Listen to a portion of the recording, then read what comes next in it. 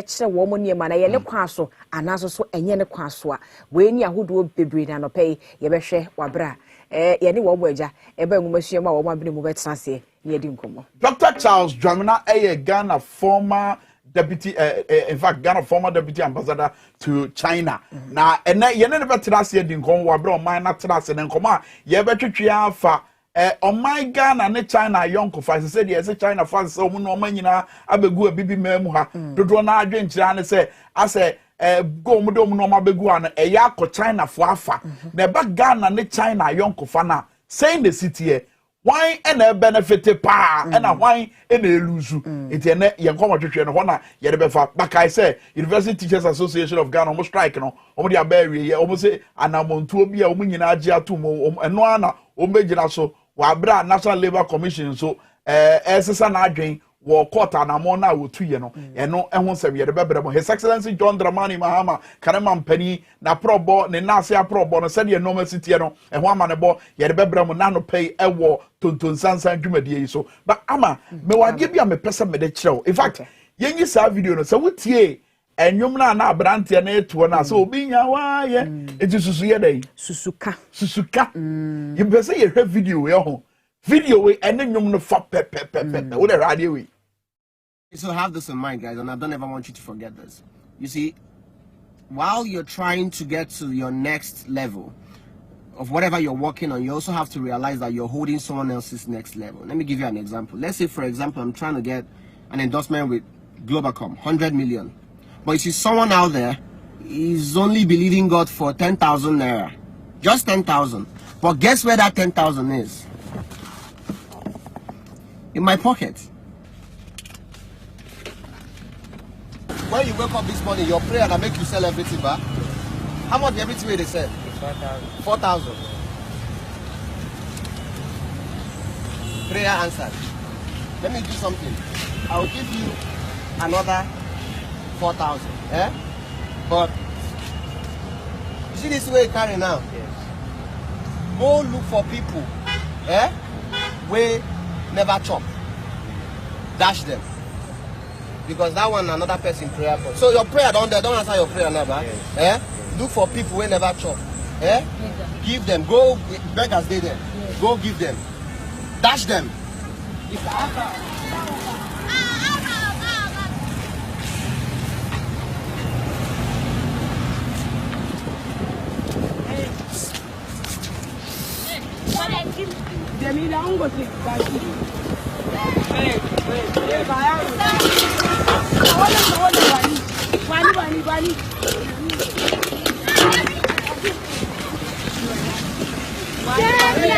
Prayer answered.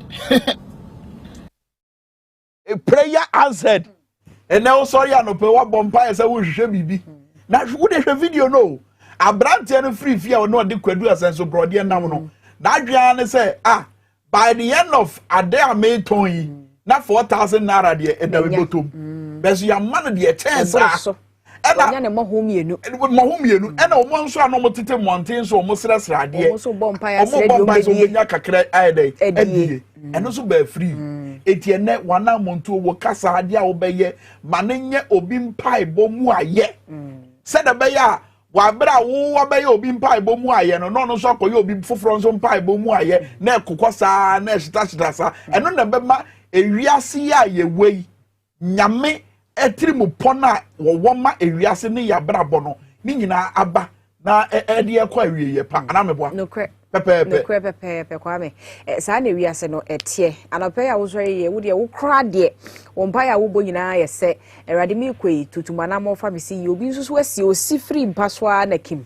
ene wo to ho no mo ene owu ye nti se de ya kana no pe no die wo de wadwene asusuo no eye obi nso mpaye a wono ne mpaye ne mu ketoa bi ena wo asusuo nti se de wo pesa wo de no eye de ma wo no saa na nipa no so expect se wono so ne de ebeye de ama ne nti menwi men ha e bia wo kɔ wanim no wudu wanim a obi be ma na wo so wahwe wachi na de ono so hia wo mpaye ne mu ketoa bi no wo so waye ama no na ye nyina aboaboa ye ho saa na ewiase no aye de obi me boss bi the car na say was wiase de nya den saa den but nya den saa ai but wadwene esi bi so e den ya ebebem e ama eti we any agina so dia mo akwa abade aba Tonton Sansan nche bia edin kransensem bebere mo na fe yefriwa ewiem sakra yensem na jaso aba na agodie mu nsem toaso na fe so ko wankrata mu nsem ye de mfonyi kase ebebere mo na abrabo mu nsem so aba na ama abedi nkomo afa ya disua ho nsem 21st century nkora yesi computer nkora o disua na say na wo say esiko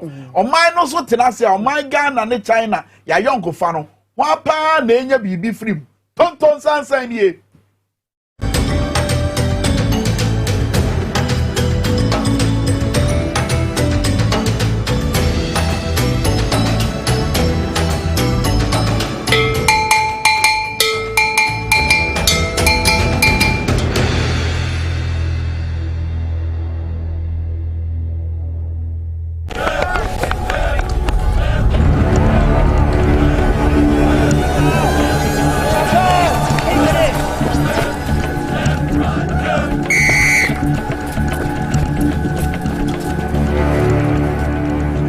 We are one man short. Should we invite him? Yeah. It be old cargo. Can I join you guys? Yeah. Always brave, fresh, natural, eggs, mineral, water.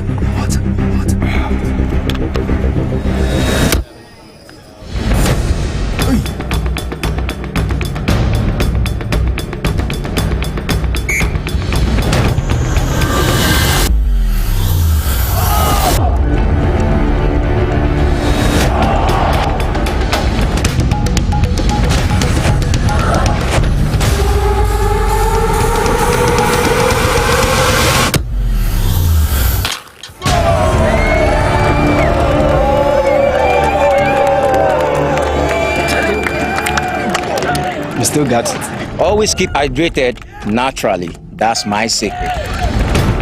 Manufactured with the primary aim of preserving nature's finest minerals necessary for a healthy mind and body.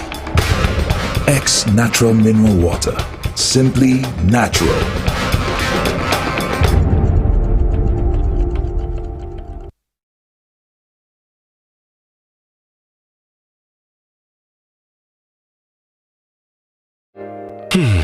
If I cry na menyisika, etia ye mefui. Ehin fa na menya bosia, edia tre medwuma yimu. Kai kra mabre, me busia ato taxi fufu. Suhum Rural Bank. Suhum Rural Bank.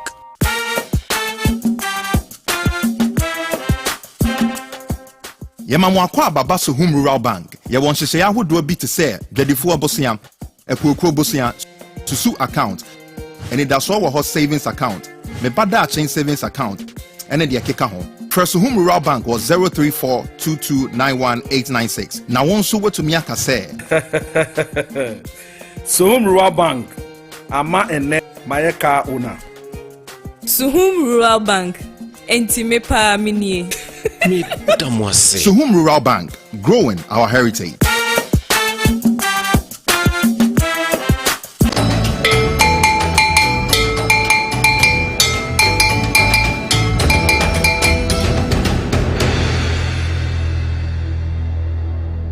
Ugusa wo hwe Tonton Sansan with TVXYZ. The brasso say ye din kranhye ebebremo Apostle Joseph A. Jackson. Why krado?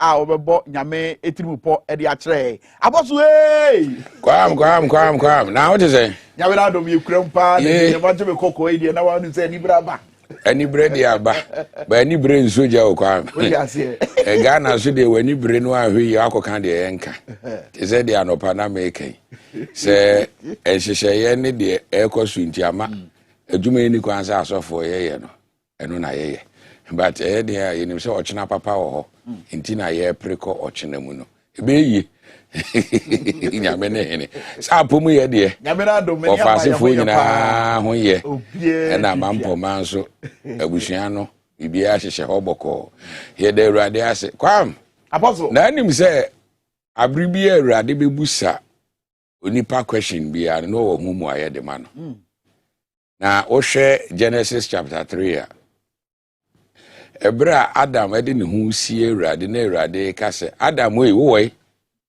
o se Awurade me da da ja no se hwan ne ka kire wo sɛ wo da adagya sɛ saa bere no mu no ohunu na adagya no na waprea so obekata na adagya so wantimi kosi sɛ Awurade na ayɛ nhyehyɛyɛ pa ɛma ɔde kata na adagya so na obɛkae baako bi nso ebra Abraham mrantie miensa bi bɛsra na sɛ no ɔmo yɛ abɔfo a waba nipa tibia mu no twerɛ ne sɛ bra ɔmo kɔ no ɔmo hyɛ Sara bobi sɛ afesɛsɛ abɔfra bɛsu ofia Bible so wɔsere wɔn busa sɛ adenti ɛna wɔsere na kyerɛ sɛ Awurade wɔ sedeɛ no anu mu ayɛ de ma no na de twatoɔ ɛna no pɛ amede ma obi ne sɛ Moses ne Awurade hyia ɛwɔ sere so Awurade kan de ɔbɛyɛ wɔ Moses hu nyinaa kyerɛ no no ɔsɛ Awurade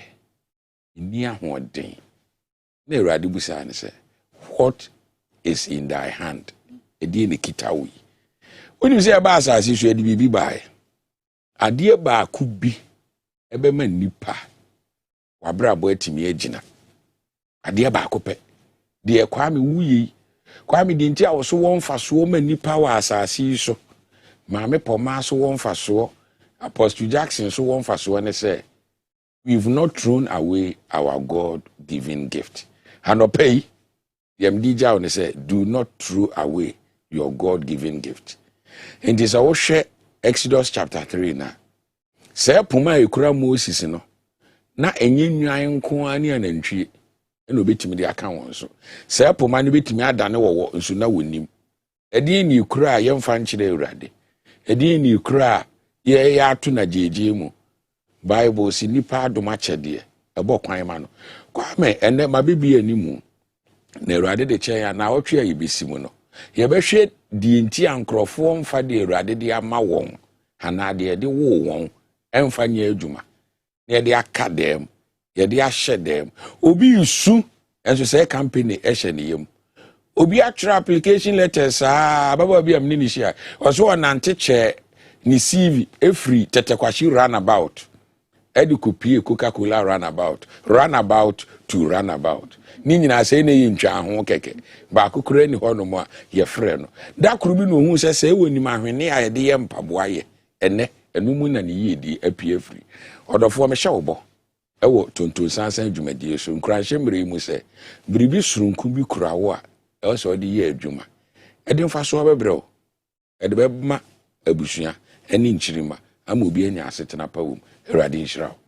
Apostle Joseph A. Jackson yebedo asese odi nkranhye abrɛ na no pɛ wo Tonton Sansan dwumadie so ansara yɛde ewiem sakrae nsɛm ɛbɛba no na de ɛbɛka de asɔso ane sɛ bibi surunku na ewo wo mu no ɛno na yɛ te sɛ ne yedi kankan no ɛno na yɛ obi mpaebɔ emu ayɛ a Nyankopɔn pɛ so ɔde ma no eti saa de kora na ɛhyɛ mu no adoma kyɛde na ɛhyɛ mu no o kata so ayɛ dɛ wudi sie saa ayɛ dɛ yɛ sure sɛ na watwe ɛda yɛ nimu nsa apostle ba obabiebie nsɛm so ɛde akyerɛ wabra wo hye nkura basa bre ama yɛnkɔ na yɛnkɔhwɛ sɛ de ewiem sakra yɛnsɛm esigyefi sɛ forecasters ne ka kyerɛ sɛ na de wanhwɛ amiamia bi wɔ nkran ana sɛ Kumase ne Tamale hɔ no ewiem betuma yɛ kusu ewia so betuma bɔ afei so sensuo yɛ sɛ pete amema na yɛ ɔnwan akra fi sɛ saa na ɔmo pa akyerɛ yɛsan so de yɛ dwumadi ana sɛ yɛ dwuma yɛ ɛho afutuo bɛbata ho na apɔmuden so afutuo so yɛ de abata ho kama ma ho hwɛ wei.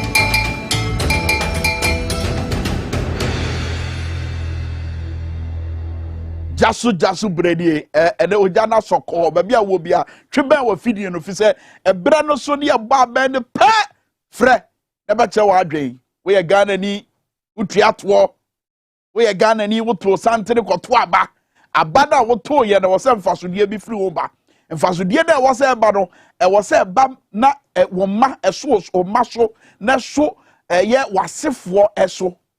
What the American say? I want to so when nana no one nana and canzuanum and was a swom so and Fasudiana Yero, or say swom so. He said, Nano, a bimu yamaye. Omo yamaye, no say, Sabre, the Drumina was so. It yes, ye be your day, and twasso. One can say, Sabre, my year, and in Abana ye. It does ye beginani a cassa. In the principle of democracy, Kabimami Kabia Memu. Any akwenya hodo a ye mra pon no de maye ene ohya ewo kabi mami kabia mamuo mu se ye temamufo ye ya ye tuato eho hia se da ne da nyina no wo ma ye de ye to ama omo so omo hwe oman no soro ye so matade mu ndo so omo ne mu so omo no mumu akonta enkyere ye tie begina ha. It is not about the fact say bia ye tan obi ye ntan obi a ye Ghana na da yakoba so. Enti na ya na ye biebie ano twetwetwe nsem bi ba sada ba ya amansa nyina ni beba so se mra ya ye drumi eya na den sa manfo be kan nsem ni bi e di akere mo eya na den sa manfo be biebie nsem ni bi eso di akere mo titiriu on asupiti ya ye se ye ba besisi yi eba so but answer na meba so no se ye di panindie di bire bi mawa eya na hu hia se wubetu anamon bi ebeba be ye mfasodie ama amanza nyina eno meti se ma me Charlotte say a wo ye former EC boss a wo ye former National Commission for Civic Education boss eno aro koka wo bedwam ba bi no ne nsentwefo bi na edi nkomo so no de 2020 aba no won de wan to bi sa bre no ne nam empoano hwehwe po sa bre no nam empoano eno wo dwodwo ne kra Sabre no na mpoano e na ono de wo gye na home meti sasam me hu diri me e se sasam no aka no enu abi na mabunu ni bia hyase o mo keka o na ne nti a o mo keka sansam no afei no mahu ba bi efiri se mabunu ne ya o mo de o mo se ye de amanyosam ne ye de ye nka ho eti bra meti se ma me Charlotte sei e ka se media manto aba ni bi e na madwin kosi enkofi obi ya o mo tai ka se media eduru abato de media me nyanto bio. As former boss of National Commission for Civic Education, I wouldn't say abatwo anamontuo no eyo obia civic responsibility. I was not in any way expecting say, Mama Charlotte say, ebekwa akojira bedwam, akasa asem no. Ebekwa akojira bedwam, ade den sa pempem ne bo say, me de eda na ne yeto aba no na me nampoano, e na me hwepo. E na me dwodwo me ho. And anana me no me Saturday me feel free. I was not expecting her to say that.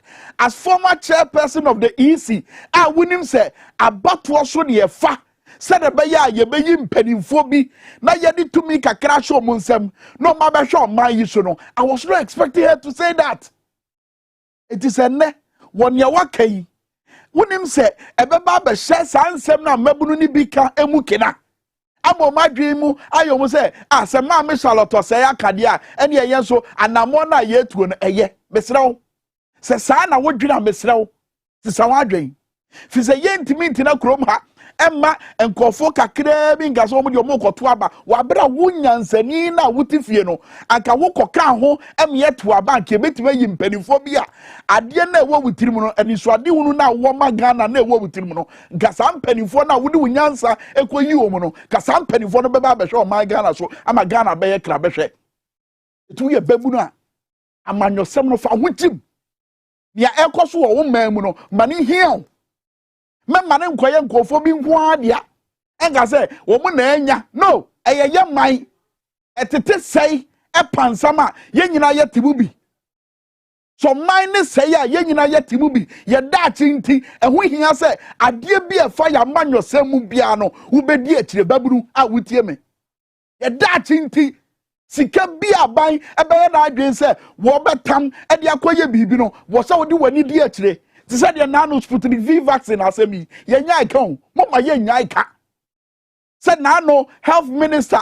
Anka ye ni mu se anka sotwe bi betima kwaso na mampanyi de sa asem kese we kwaya asresema na no mo launch agenda 111 na ogogina ho na wo ye adwuma wa bra no adi kan ka kire se wo ko leave no sa asem no da so kunkon ho a me hwe ni mu se Ghana mabunu no ye be ma ye homere so ni asore ni ebusa ye mpanimfo se wo ade ya wo ye ya wo gitu mu omra se badwafie se wadi bone no da ben ene ye betwe na so. It is not social daily graphic front page. Now His Excellency Nana Addo Dankwa Akufo-Addo kase commitment to corruption fight higher. Yana uhune say epemo say was say na ho fama na ho keka a wodi gira wodi aku ati aketa asese ne proye no e wo soro pa ye mampanya sama a wo ka no sa asem ya ye mampanya kan wa wo hwe mitie me epemo say send the commitment to the fight against corruption. Nano owura domelevo woye na adwen se ade bia fa kata asese ne proye obedi akire former auditor general obedi akire de ne yede ye no ye won tiko piano tiko eyi ni free ye dibre na ye de ma no ye won tiko ma ne koye and that's okay guys akrata yi mu nsam na okay details na e ka kopem se owura na yede na be show say what act as auditor general no mampanyi hwe na dwuma na wa hwe kwan a obefa so se de be ya obetina tum se de wona ye auditor general but auditor general ya odomelevo na dwuma na ne modern mo no say na Ghana fo si hu no eno ma na odi akire ensema na oyi pie e kwan a ye fa so eyi ni free ni office.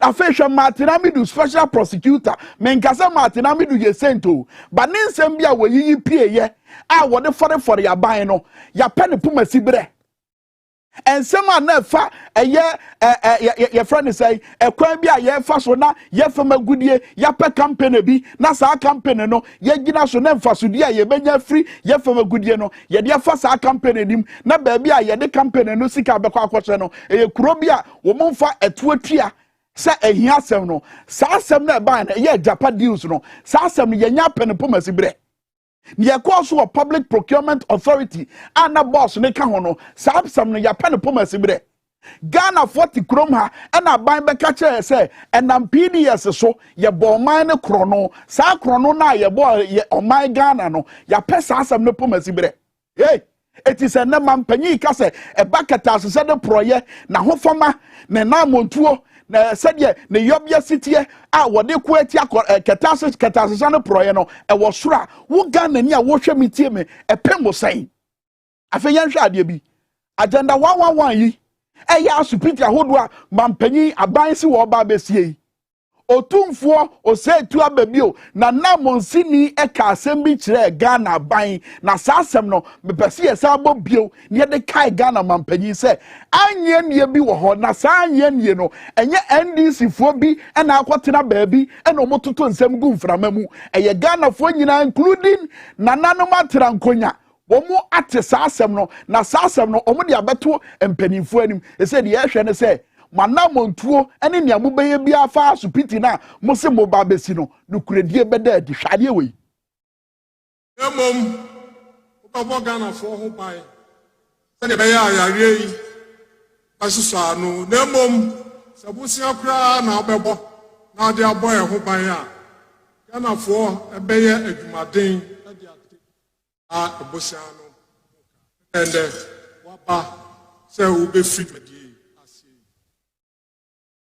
Ghana for jiwachi so untumi nya se kuma wudia untumi te won samfre ho omena de unwe aferi social media ene achinie bebre se foto a wa bokra so de beye no enya ade a beso hospital wo ha ene achire a obesisi wo Ghana mansini mantam bedrea eni aban ayare sabia so senia obesra otumfo ka kire wo no say senia Ghana ni bia bebo bra na waboyi baba ba yo man panyini yaka ni se obesumu Ghana ye na wagidi na Ghana for ekai ade na oni ho a de aka o ti o man panyini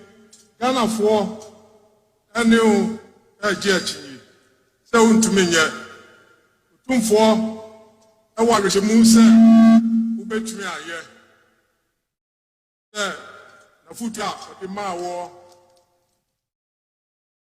Ghana for adwuma so rai uma wiesku ya umunya adwuma enye yehwe ya yaresa eho ene yehwe omayi mpuntudwuma a wo ye yakwan ahodo a wo ye eno ne yehwe eho ede to aba so one krokra we na Ghana for plisita se wan krakra sa normal we nyina Ghana for ekom ne abufuo mu di tu mahama no sa kom ne abufuo te se de otumfo se tu kae no sa kom ne abufuo kwa no so adom mafo te se de 2020 ga ya ayo no te se de 2020 ga ya ayo no sa kwa na so na Ghana for befa it is ene amafo bisa se sika ben na wo begina so de asi asupiti na ya so ne tie omo se na Ghana for bisa se sika na wo kan wo eye 2021 budget wo se wo 100 million no ya hwe 100 million na enso eti sika foforo ben na wo kope e dia beka ho se de be ya asupiti mako 111 any 88 na wo di kan share ho bo no se obesi no betimasi ena sika no ehefa ena obekọ akọfa sa sika da free ubekọ akọba bosia na bosia no bo afiri ho aho eyeye man mu sika na obe yusu ana se yeto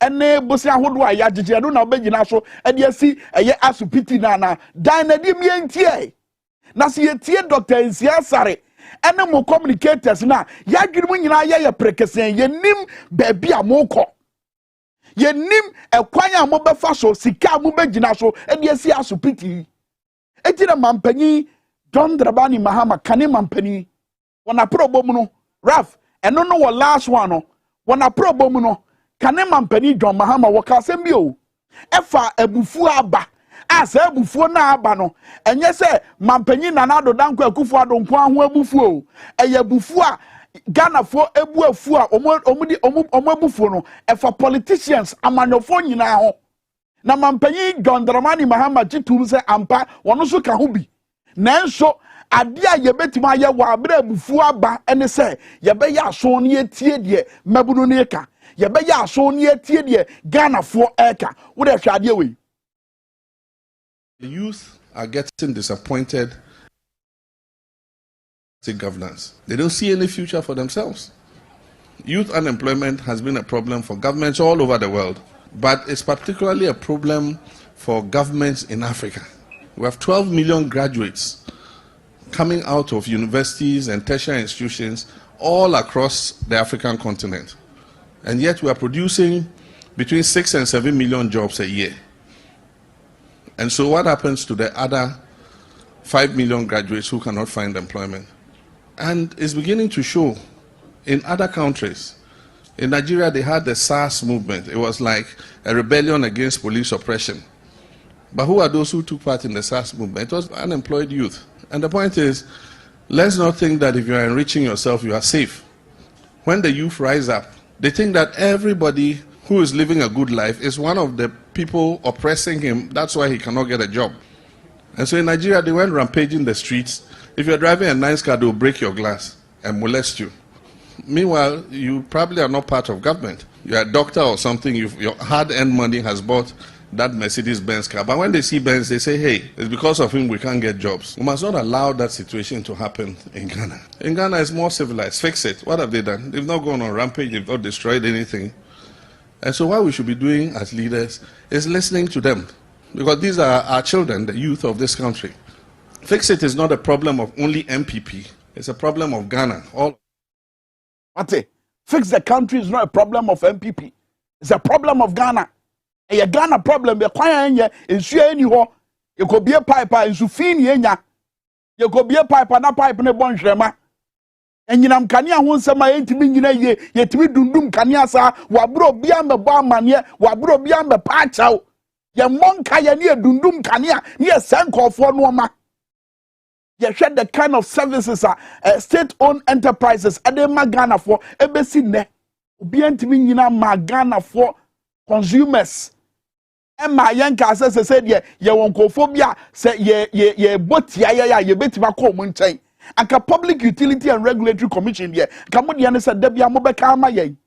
Enti denra ye cheda aban adwuma ye fo ne ye no mabufuo no wa bra mo omubu afu aban no mabufuo kese pa akoma wo mo mpanimfo na na nkoso omudi omanim no mo ne aban kodi ano se de be omenya akatua ntumu papa enam se wo mo mpanimfo no enti man kodi ano yie ama omo eni ti denra omo koye ye kire no eni ti denra omo koti ntasu kokko no eti sa wo aban mu sa bre ya na ye de tumi ya hye wonsem sa wo ye MP sa wo ye assemblyman sa wo ye DC sa ye Ghana mampanyi wo de ane se ya so na tie de mpan Ghana fo na ka is a Ghana fo no na kwato santene e de mu kosi ho Ghana fo no na kwagina awiem aberewa poso wo kura no poma abranti ana no wo yade ye ne yade na chi nyinada wo kwagina okoto santene koto abama mo abranti a wo de kom ekwohye man wade kom kwose man se bunti ye bodede ye bobomome sadaba ya banfo be hunu se ye party no ye party papa sam mabunu no na wose muti omo sam mabunu no de kom ene abufuo etu aban de aban foforo ba muhweye sam mabunu no de omo hwehwa no nokreka se wusu besi hospital a sika ban na wudi ba besi sika sai na wudi ba besi sika no benya free hin dan na dim yehu Wusu wutu katasisa de proyasia wana montuo no sa na kira na. These are the questions they are asking. Na woni moaye maye ya. Na wodi ato ne kasa e better than yenya gidie wo mu. Da bia wo ye PR, wo ye public relations, wo ye image cleansing. Tese ye ntwa mfonyi bi enche Ghana for se bibia ye hyepe. Na so koma efi nko a dan ne ya penti wo kama eso wura dan ni mu a efi nko a Ghana tebia no se me boa be ka kire me be phone lines no ba wo bia bra be fa ane enko jasu nie e wo tonton Sansan dwumadie so wo TVXYZ ensem a mabobobobo so ye kokoko so ye mamu mampanyi a wo se de wagina bra ne e bucket asesa de proya na namontuo kire se de wo de kompempen so a wo soro e yampa na se nyampa agenda 111 na nye na atiesim no Ghana for no kura na agenda 111 na anya ne atiasim asese ye busa se sika ban e no megina so de asisi asupiti no Ghana for e kasa no mudika Ghana for a mo kasa no mudika mampanyi John Dramani Mahama na pro bomu no wo ka kira mansan se wo ka kira manyofo se ebere du se mu be yesutie na matie de mabunu neka mabunu na bufu show no e kwa mamanyofo nyina mampanyi John Mahama gini di atum na wa wo ya manyoni asese ye de tumi acha onsem no da ben na obeje wo di atum braso bo frɛ 0204155888 and 0204155944 jaso ba bowdin babia wo frɛ na fe wo kɔ wasɛm no so sɛ wo tie hwɛ wo kasamfonyi ni so a mesrɛ wo ba dum kasamfonyi no na tie bi free phone no so na wasɛm no ye ni tie wa bonentam yenko hello morning. Hello, good morning. Wodin babia kasa free The kasa free you are on the table. Fire ni yenko ye tie o Antama ye tie o Ebra na me share program awo Kevin, you are now here following you know, not of heart concern about our president, former president, His Excellency John Dramani Mahama. He said, "People are new control, not the way you say we cover my control because we are practicing of several times." Yeah, hello. No, as a BTO pa. We are practicing for several. Let you who be hello. Okay, yo me da say. What do you need to yanko another call out so. Hello morning. Hello morning. Mr. Maone so wudi na babia kasa free. Yeah, fem moro me kasa free offense so. Moro ye tie o. We abai we di wadi hambo. Wadi hambo papa. What you di free one obi foforo. That's it. Why did you want me? That's it. Yanko for so 0204155888 and 0204155944. His Excellency John Mahama na nasi apro bono and who some ye the bebre menche bia. Hello morning. Good morning. Udi na baby akasa free. Na kasa free drop. Osahin ko jobo ati jan kuru. E frema tanfo asemfo fro. Asemfo fro yetie o. E da wase pa. Le koma asemso. Ye president we masa oye nadafo. Nanado oye nadafo. E di grade ta kwa bi so na papa no fa bi maku sisi ene motos ba harum e twa guma no se wa yi kwa mai. Brate ni ko taru. Wa ya na wanwa no yi.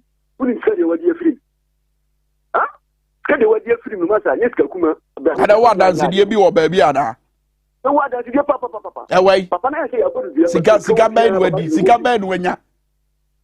Kan wadi e free ajana wanwa ni.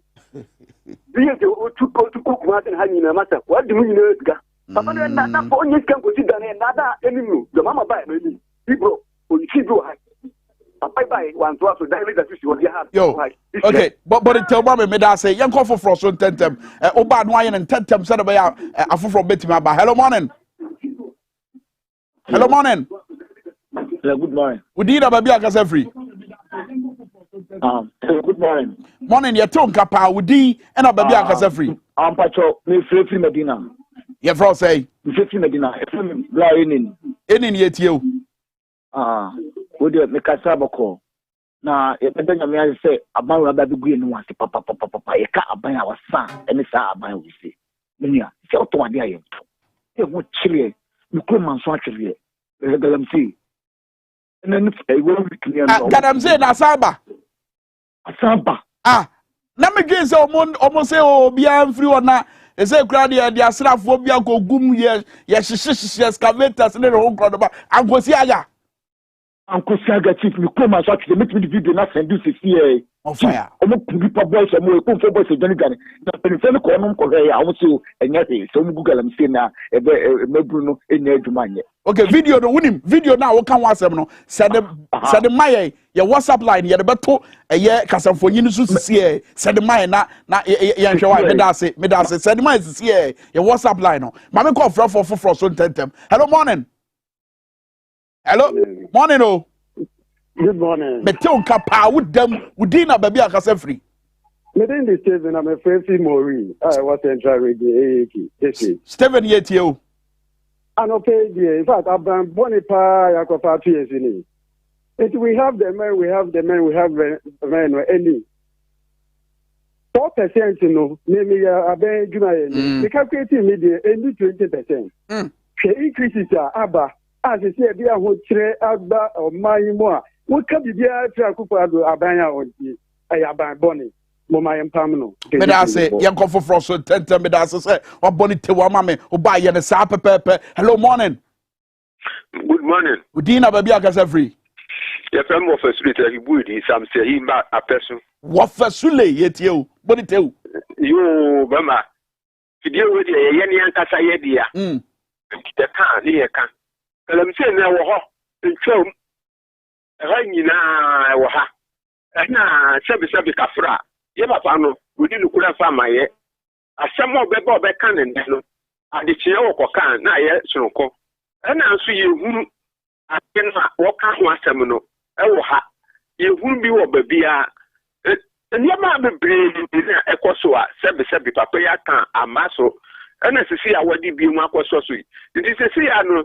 Yana na o si you see adwene ni ehu se apapa no de o kan no yana na ya adwene na yesa Ghana say all right and bedroom me be kwacha na for na beje Ghana interested and I be China ne Ghana nkomo bi e ya no wetie no so ya da se pasule se ofre ya kwa amado so bi oni anfa ofre for hello morning within na baby akasa free within na baby akasa free ma onne so why na fire ma me jaso ni ya kwa yetie o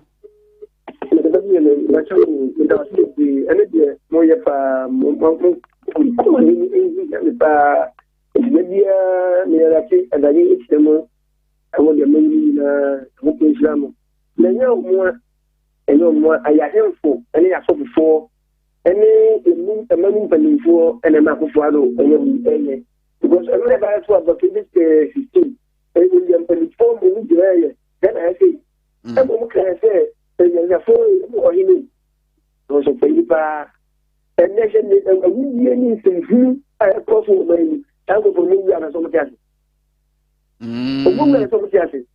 Awu fo mutiase. Ni chese omu ya tonfo, omu ya Christopher, omu so miyafo. Ngo so ko lang fo mu omu position awu abayidu. Omu bi abana se. I can tell you again time. And I can your mama. I don't want to say you can give me I command you to Medase wo de fa pem ha ya mame medase na yama foforo so brem na ono so be kire adwe medase so be kire adwe we kabi mame kabi amammu mu ne e wo no e kwan ne wo ho akwanya ne wo so be ba be kire adwe se Ghana ni jasu ni. Hello morning. Hello, good morning. Udina babi akasa free. Kasa free safi akontamra from Nanaka yetie o. Mechia of Asule, any honorable government can. Omunyina agye so ko asem no so. Tentem. Masema am wo kan say. Yes, NDC for. Even obi biala, even party na your boni bia Jamanenka. Aye nyina yemfa kro ye na 2024 no. Yenya bambone we mfiri so. Okay. Aye nhwe say na nado wo ba be shase no hye boso be si 300 secondary schools. Yemusa saw the aso abo fompo asi ba kumpana. Na Yemusa say o kan so be si 88 hospitals. Yeah. Yemusa say 88 no even foundation po to be na. Na say si a o say agenda 111. O say o kan say agenda 111 no o ya santen ni mpo a ntimi amase. If you say na o kan mo si ni ba ho na asante na na mo si ni ba ho. Na who said o ye no anko ansife ntina na somaye nti ye stress se ano ndisi fo no ye nyina ye nkamo ye nye baako na abambo no mrem ye nyi no mfiriso na ye mfa John Dramani Mahama mra ne nsama wona ma wo kan ye tie me da say answer na me de jaso be ba da wie ye no wo de mame fo kola baako na de His Excellency John Dramani Mahama ne nsem ni bi onam a wo kan no ye bebo kakra kirebo na fe Roger Emmanuel the sports monarch what ya goodie mu nsem abre e wo Tonton Sansan dwumadie so. Last caller. Hello morning. Good morning minia. Udina baby akasa free. Me kasa free nzema. The friend Mr. Manshia.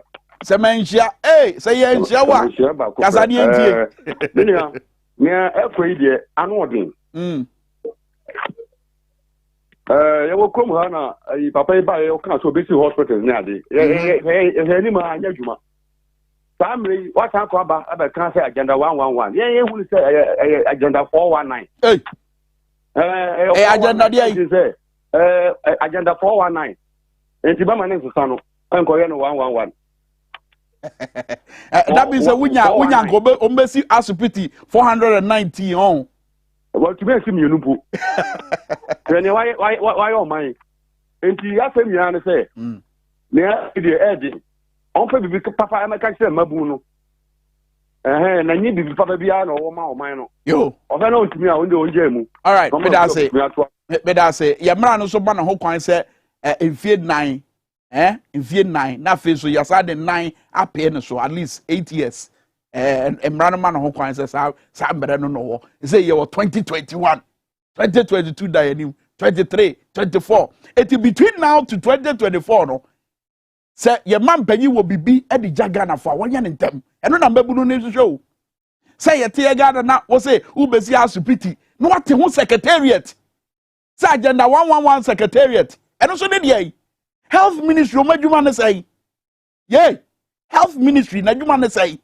Hospitals are who do I see what Ghana has say, Mampenny John Kofor, Mampenny John Mahama, Mampenny Lelet, President Mills, Rollins, Apenso. Ye besi asupitia yete ho secretariat mumusa yete ho secretariat meaning there is so special about agenda 111 yete ho secretariat robe dai ye free SHS secretariat go see say ye free SHS secretariat go see say anyway His Excellency John Mahama na pro bodu mu no ensem ni bia kokoko so de yi kakra nkire mo hwewei.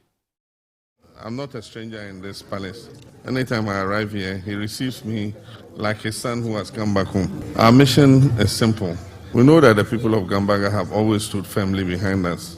And because of the impressive votes you gave us here, it reflected in the national votes. And we know that in our culture, if somebody shows you that love and solidarity, you have to come back and say thank you. When elections are held, people have to make a conscious effort to leave their houses, go and queue at the polling stations, have patience, and go through the process and vote for you. And so it is not only when you win. Even if you lose, you must come back and thank those who voted for you so that tomorrow you might come back to them. So we're here to say thank you, even though we didn't end up with the ultimate prize, which is the presidency. We are still here to say thank you for the effort you made in coming out to vote for us. Mampeni John Dramani Mahama kane mampeni no ne nasie aprobo na wo gusu a wo bodo ehon nsem ni bi na ye de ato anim no na ye trase ne ye de mfoni kase brem a ye be bie nsem bi so enso e de akere ba sabrei Roger Emmanuel the sports monarch wa krado a wo de agodie mu nsem ebre ye wo Tonton Sansan dwumadie so menko ba bia ye be sie.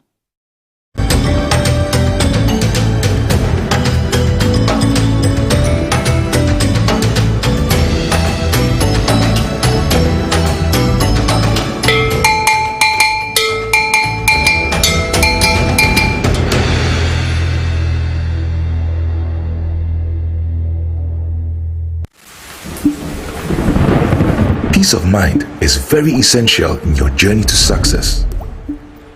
For Akwesi Papa, peace of mind means having a proper covering over his family. Literally. For Araba, aka Injection Mama, it's about having the funds to complete her advanced nursing course. And as for Corporal Odami, it's as simple as reporting on time for his shifts. Sometimes all you need is a simple push. At Needs Microfinance, we have tailor-made loan packages for salaried workers under the Controller General's Department. With the low interest rate and quick wahala-free process, you are guaranteed of a timely solution to get back that peace of mind, literally in 30 minutes.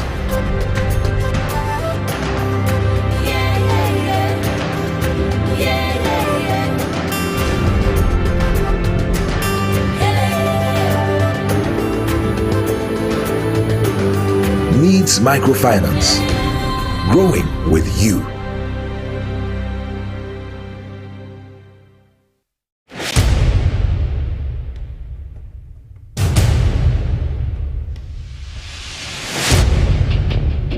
The average human body mass should have at least 60% water for optimal performance in any physical or mental exercise. We can help you maintain it naturally.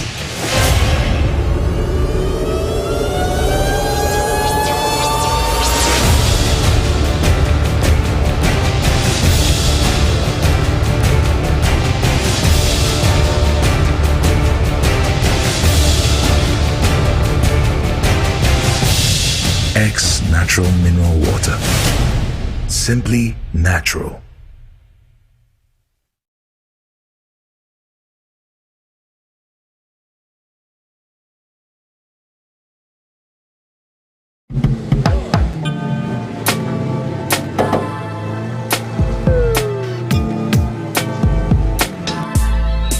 Welcome to Auto Check Vehicle Diagnostic and Licensing Center. I hear my car can be checked here without going to so many hour crack. Sure.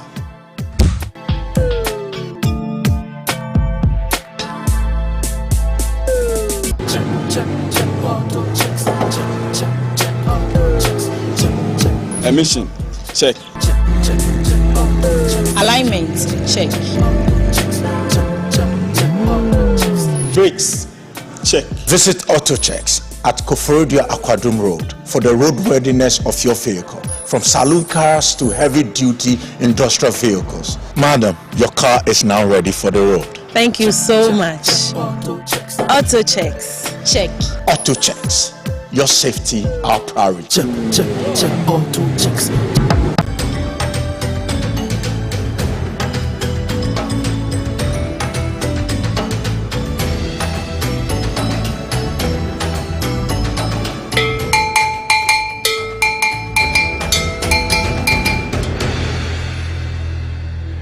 Ene anope so mena so se agode wonsem kakra ya bobo no e wo Tonton Sansan so latest ni na ye di ebro ye beko azakese ladies omo aso ye enra omukosra Ghana mampani abedi chire di ensem na pie mu ye de beba Ghana referees omuso ebedi dwumadie bi eno so se na sitie ye de no so nsem ebeba ye beko ha sakachi ukai abed na go tete wono so ne ho nsem oha na yi nyina ebrete formutie anaso mo hwe enanopi ewo TV SYZ so yen nsem na se emfefi sekendi azakes ladies omakachi wonu se na nsem wo na ko gina Ghana nem ewo CAF Champions League atimi ekoso wo Ivory Coast na omukọ no nyame yadum momo ne River Rangers from Nigeria edipim so a yetimi ehye omo agi kruwa no edifi omo nsem na emre omo eba beko no omo tuanamo eko Ghana mampani akachire Dr. Mamudu Baumia so ye na omukọ no opesika kakra de bo omo emomo timi koye omukọ gi kruwa no ba ya enra omo san ko Ghana mampani abedi chi akeche na omukọ pie mo na kache no na wode nsem atudwa se eye ni gisem edi ma Ghana fo nyina na otuni botom sika emomo 50,000 Ghana cedis se omunye na fi proper tournament eba so ewo Egypt no omo fanko pie mu na niema nkosie na omampani abedi chiri edi nsem si edi tuja yenti to welcome the new CAF Women's Champions League champion for Zobi Hazakes ladies.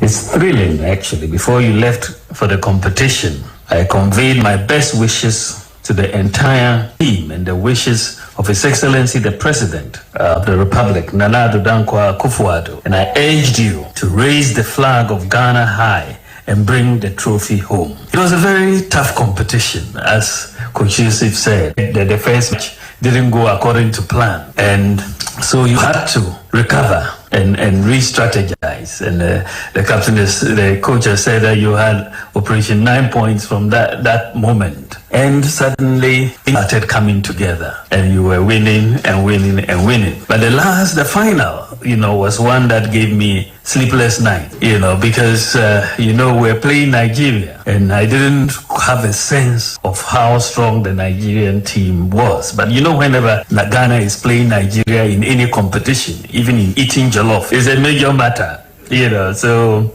my Nigerian friends and I always tease each other like that. But the final was against Nigeria. And, lo and behold, you won the competition. So the win was good, but beating Nigeria was extra sweet. You have indeed brought the trophy home. And on behalf of the President, Nana Addo Dankwa Akufo-Addo, and the government, I congratulate you for your outstanding achievement.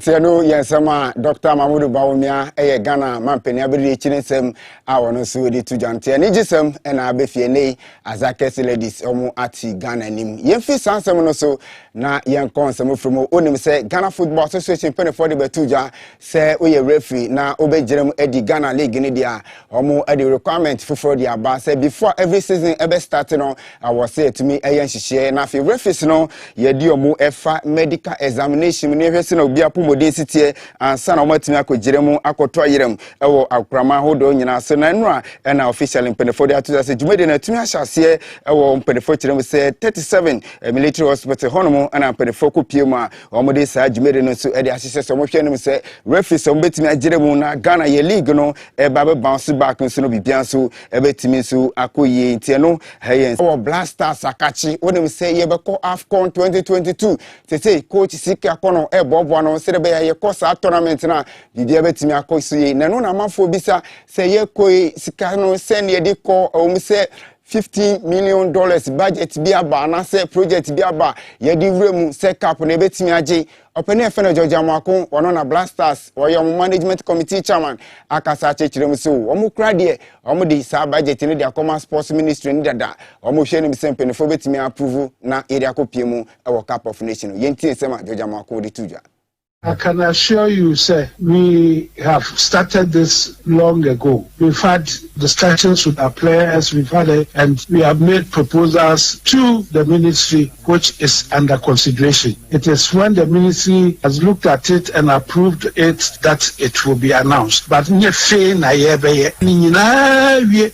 budgets even to the AFCON. We know exactly what we are going to execute. Anu ye sema penefene yo jamako ensem awode tuja na wasanso de atuja se de coach yefene sika kono ebe busumi ben so no yentia ne ka manfo ka ho sem bebri wose sa depth no mo asset no nyina se coach no adwumi fine obenya focus no abo adwuma ediama blasters sebe afcon e kwa bibia so betimi so akoyi abrante yefene Kofi Mensah ye goalkeeper ma Ashanti Gold na TVS Wazet ye twiben no ye bisa no se nansen omodebo konka na mo players ye from national teams a odi MP mu we ye disappointed na yentin se Kofi Mensah edima TVS Wazet. No, I'm not disappointed. You know, football is time. So I know personally this year is my year. So definitely it's going to happen. I'm going to join the national team. I believe in the God that I'm serving that if this year is my year, I'm going to join the national team. No, we share most of from best of luck because we have everything you see. Like I say, obi to me start. We have a sign on. So I think say, my from no bad. So when my time comes, I'll prove so that Ghanaians will know the performance. I have a good future and I'm a very. Okay, Abrante Fere Kofi Mensah and Semono na nwechi wasanso dia tu anim say or catch us go the supporters nyina say next season the fireworks san say Ombeji League no masanso GFA Cup no we yen sema odi ma Ash Gold fans. No, na me ka say football is a season. Say season way of season na adia on expecting eba wa kwemu. But to share like you know competing leagues in here. E bo bia bas no bia person league but all the same no it's me and but yeah homework is next season no with me IG league no and as we make it.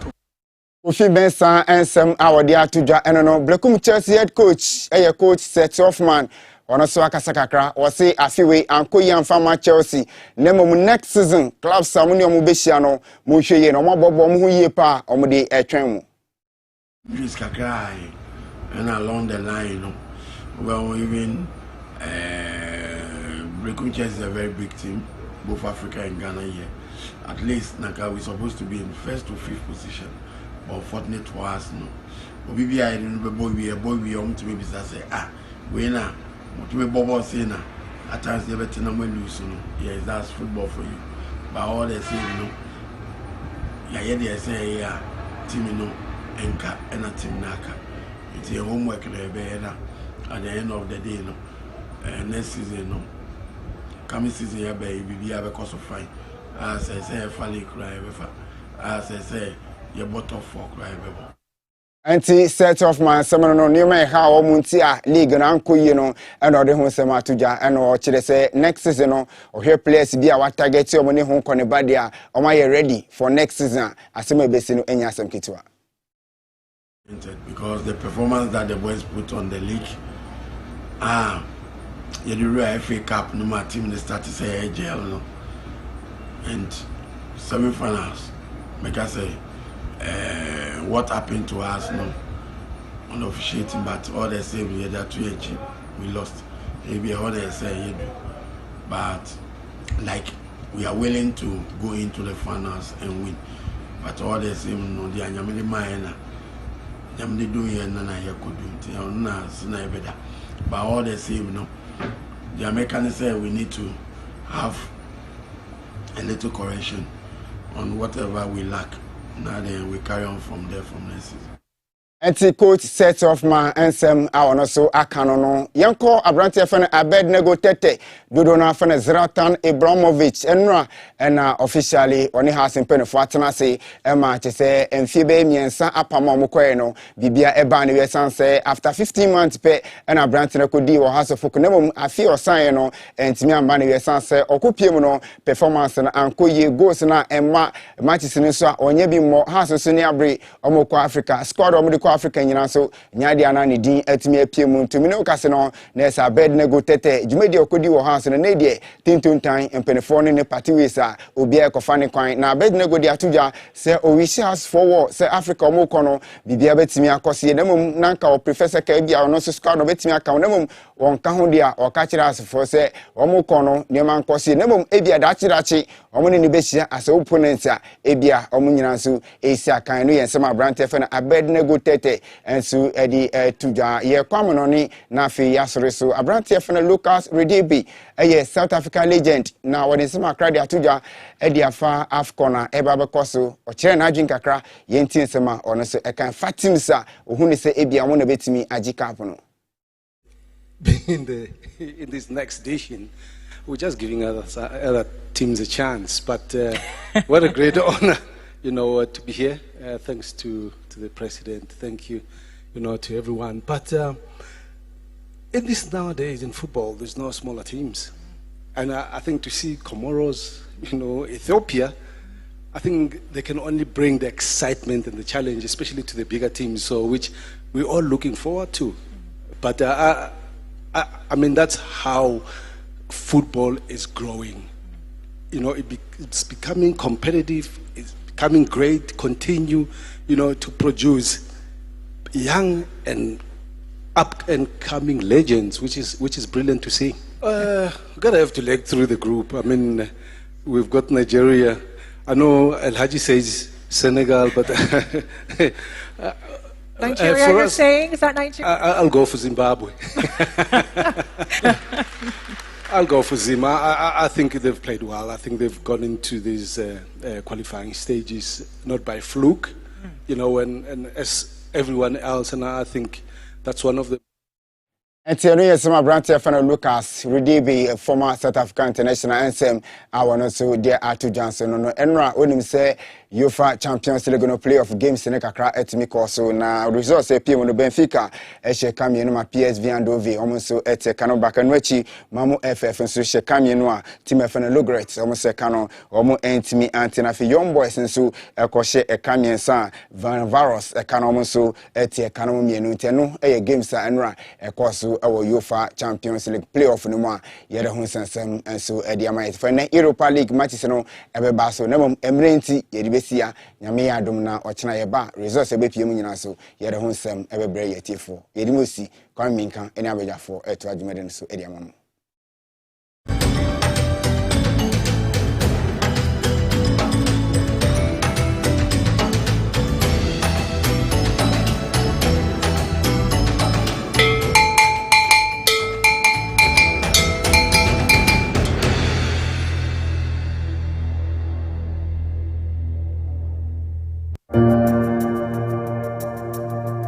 Welcome to the Royal Dazzle Event Center.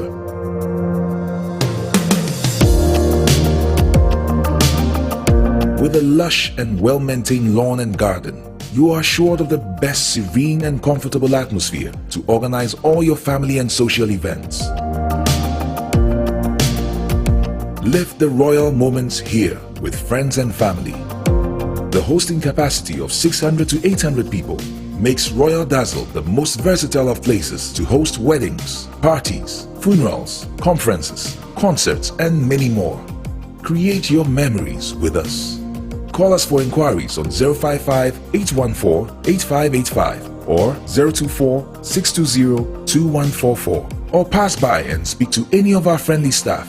Locate us at Myjohn, close to Zoom Lion headquarters. Royal Dazzle Event Center, creating memories. If I cry na menyisika, etia ye mefui. Ehin fa na menya bosia, edia tre medwuma yimu. Kai kra mabre, menya bosia ato taxi fofo. Suhum Rural Bank. Suhum Rural Bank.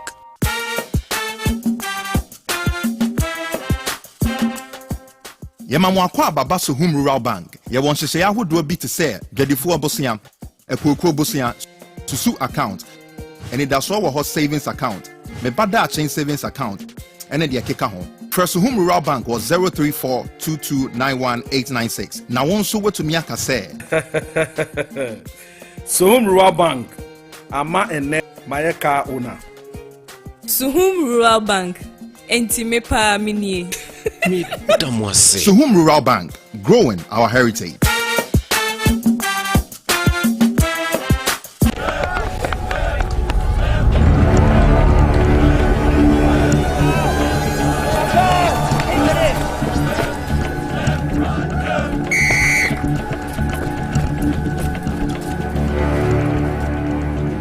We are one man short. Should we invite him?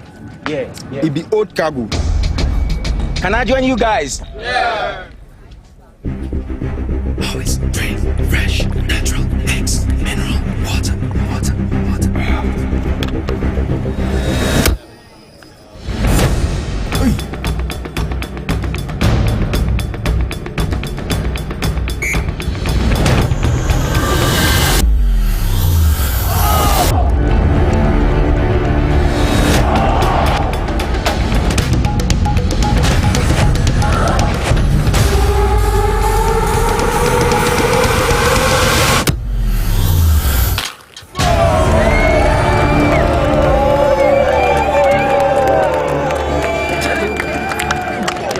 You still got it. Always keep hydrated naturally. That's my secret. Manufactured with the primary aim of preserving nature's finest minerals necessary for a healthy mind and body. X Natural Mineral Water. Simply natural.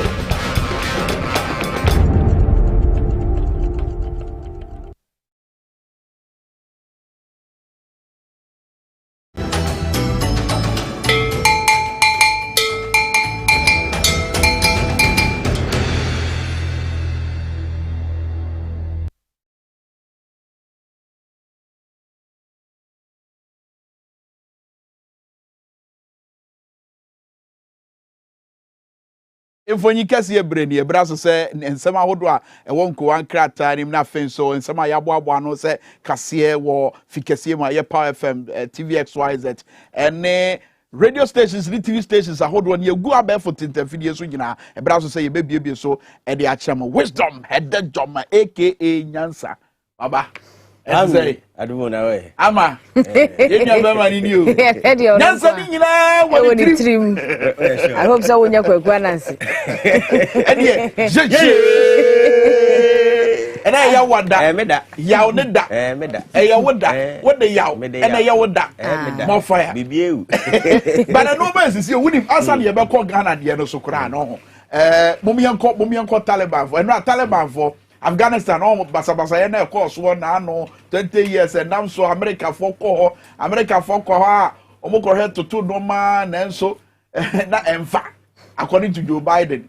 President Joe Biden say there was asra for any omunkuku nkake gu Afghanistan nyina yedai efro e dey bufuhye pa na aba. In fact ko America say ya Congress ye omomra so bedwafie omomu ache ebi mu super Joe Biden said you ye na entwaye ebi so eya enene aya adwen se enwa behia se America be yi omugugu kaka afri eye Afghanistan nenra for the first time Taliban for no year press conference no we omo press conference no ka say oh obi anya abotre mo de ebote ye Ghana mo ye hwehwebo mamu nsoro hwi ye ya ba ne ye de ya ba ye behwe na emma oma ho fama ewo amamu mu no ya tutu ne ye behwe na asomdwe so aba eye Afghanistan munya ise musuro ye no ye de ye behwe na Afghanistan the two bon ye ma say ye be say bibia nti ma mo keka gasa asem no mo hwe ye nanso hon ya ye to ne se amanfrafo na omo ye mamu no ebra so mbekọ ba sabra ye ka say America for ne Germany for ne ho kron bo mo Afghanistan no eyan aye den pass omo de adu play ebekọ akosesa omo etimem for free say ensema ebobo ba ne say ye Taliban for no o masisi akwan na ahodo na eko airport na ebet aduple no ebetima afa amanfrafo no ede omo akọ ba hwade bi esi ebra Taliban for no take over. In fact enoma America for koye say bebia ye beje ya home bebia ebedi agro bebia ye bekọ akọ training agem eho nyina no Taliban for no da na omo je oman no boss no oh jai OP gate what a radio we sisi here Kandar airport airport namni komandani academy headquarter Razakini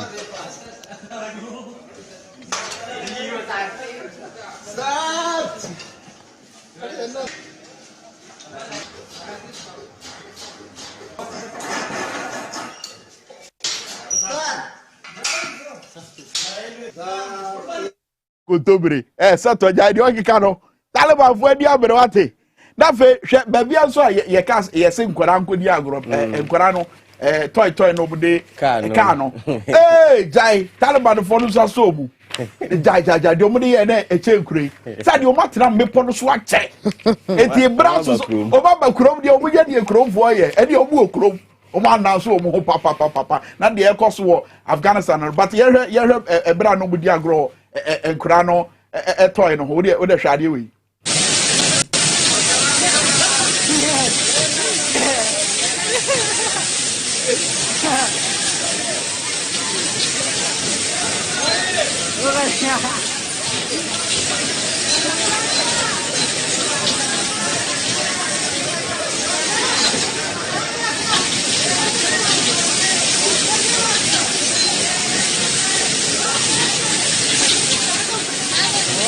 Kura twidi ye cheobo pese do de pempempem baba we e fe no woni ho akoka say ye nkwala de ntipedifo mu nsimfirim wo na ese o ma na keka o but woni ho akoka kire o say boga baby amuti de ho ye nkwala ni di agranya opa cafe obete na aka na be wo so o mo anke o mo mpa keka na so mpa keka. But former US President Donald Trump also for the first time one so ye interview of Fox News America na the interview no here no people can say kwan na Joe Biden verse no ko fa ne de so anka be fa ye so no bra don e man panyin no the Taliban for no din ko pa in fact o mo honing say o mo din se hu na de obegyo mo no obe unleash the biggest fury ever they've seen in their life enti omo nya steady ono mo ho sa honing it is sa honing no na no expect say Joe Biden so where they even you so no was basa say they no was America ni megu ase ye nya sie wie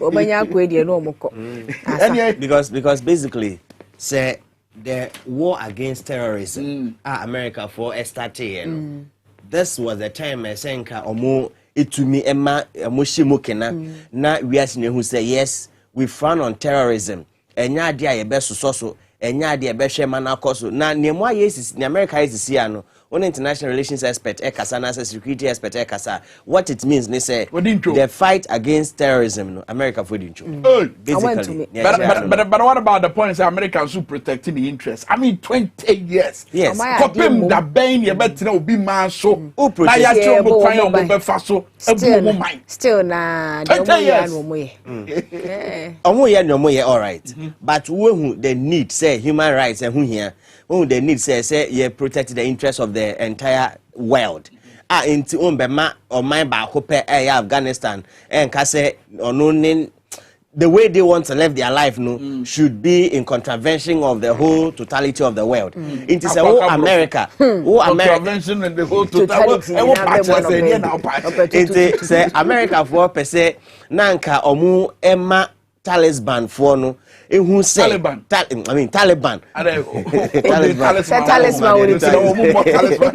Taliban for no who say ye nyina ye nipa baako ye nyina ye your mind baako ye nyina ye omoja baako ntino esi etumi ema ye eto ye a it doesn't matter say be 100 years it doesn't matter say be 200 years eso ni bomodin na oma ne opese unya no unya inti say uje mu say dia che originally no and I say nienti a botaya wo de hyase no we di ncho so it means say all the investment America nipa omuewu US soldiers so asrafo a omuewu kwase wu but Hillary Clinton ka say me ansa na be contract na fe so nya AC in terms of John Mahama na probo no Hillary Clinton ka say be some time ago sasem no ebi ya che say eno na abamu ya na wo de tiewe. Let's remember here, the people we are fighting today, we funded 20 years ago. And we did it because we were locked in this struggle with the Soviet Union. They invaded Afghanistan, and we did not want to see them control Central Asia. And we went to work. And it was President Reagan in partnership with the Congress, led by Democrats, who said, you know what, sounds like a pretty good idea.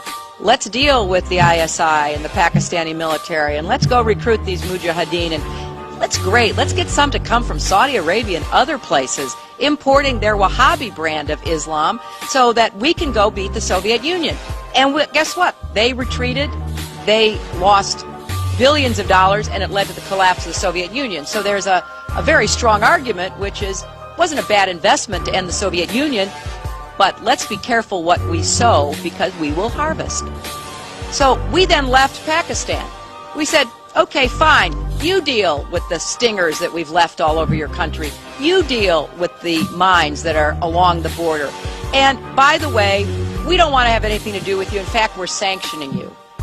So we stopped dealing with the Pakistani military and with ISI, and we now are making up for a lot of lost time. We're building a Mama Hillary, what can you know? I can be a if you do, I cannot know. And on the and that's the question.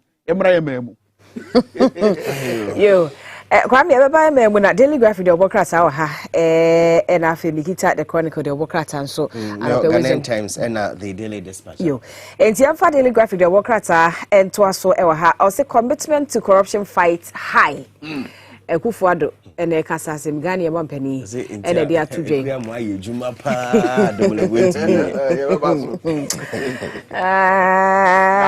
commitment to corruption fight high. Ekufuado Eneka. Enti Kwame no ho asem wa hanchemu no ewo anim ha bi wo page 3. UTAC suspend strike, parties agree on milestone and also ewo krata ye ni wanti armed robbery squad robbers in shootout and also so krata ye na ebo mo amane and also 250,000 more of AstraZeneca vaccine arrive enti and also so ehwasem de bokrata di mo asem bi de aba tax force maintains law order in Accra Central and also so ewo back page of the Daily Graphic de bokrata no anopay any ensema fofobi and akrata ye di aba. Ghanaian Times and Play Ghana receives 249,600 doses as gift from UK and COVAX facility. Inti AstraZeneca buy it's a companion endorsement. Ebimunya first jab, ebimu enya second. Na nipa be 300,000. Na omonso enya second jab in same bebre buy omonso say efficacy of the vaccine no because na say munya between 9 to 12 weeks na 8 to 12 weeks I'm Kusiaga sisi ano yensa etumi aka 249,000 ye hwe nimu se enimeni ya number roli ombe plans the sound one for frana no omomunya second omomunya first jab no I'm sure says aban e dey roll out ne ba ne be hu say ombe start and I say ombe momo second jab no it's answer Johnson and Johnson a single dose and Johnson and Johnson and I said Johnson and Johnson okay omo ABC Johnson and Johnson omo any a single dose inti Ghanaian Times said the sem aba ne front page here or say we have not abandoned hospital project by previous administration kwekwadima menu na oka say unsen bebre by say project amahama the health sector no omoja nyina but the dana no okasa no la general hospital wa moso oboso say okasa akodru say no onka say be edru but oboso say omo ye ho edwuma inti na eno so ewo ha na say so obeka ya be na otri mienu ntemu na be to dwa say nkola ntafo bi omuti akambom anope Ghanaian Times said the abase 166 specialists to operate on conjoined twins next month. Intino ohani edusiensia specialist no be this ejumano and no stories are the front page of the Ghanaian Times and anope na oko the back page na or can't say Upper West region flooding no to prevent farming in 3 districts and also name Sambia the back page. Ensu yiri no ebesi yekua yo ho ekwan yes because our mensiri mienza yes because ne tie ni say omu ndoba nyina no nsuo no ahwe anase nsuo no asɛ no hantama ɛhɔ na bɛyɛ so much water log omuntumi and omuntumi wow no ne some of the stories no na oko center spread na ɛhɔ na sa AstraZeneca na ban ho nsɛmsɛm nyina ɛwɔ okay Poma yo Kwame the Chronicle the Bokrata no any Kwame ɛwɔ ha the True Independent krata yenim ɛne nsɛm de ɔde bebre aba wɔ house agenda 111 days Mahama but Koku anyi do who endorses projects akoku ye hwan ya de yi na di no wo ye hwan adanti na ne hu ehia wasem we mu all say you say wo ye hwan ya e che say ye busa say onia kono ni mudro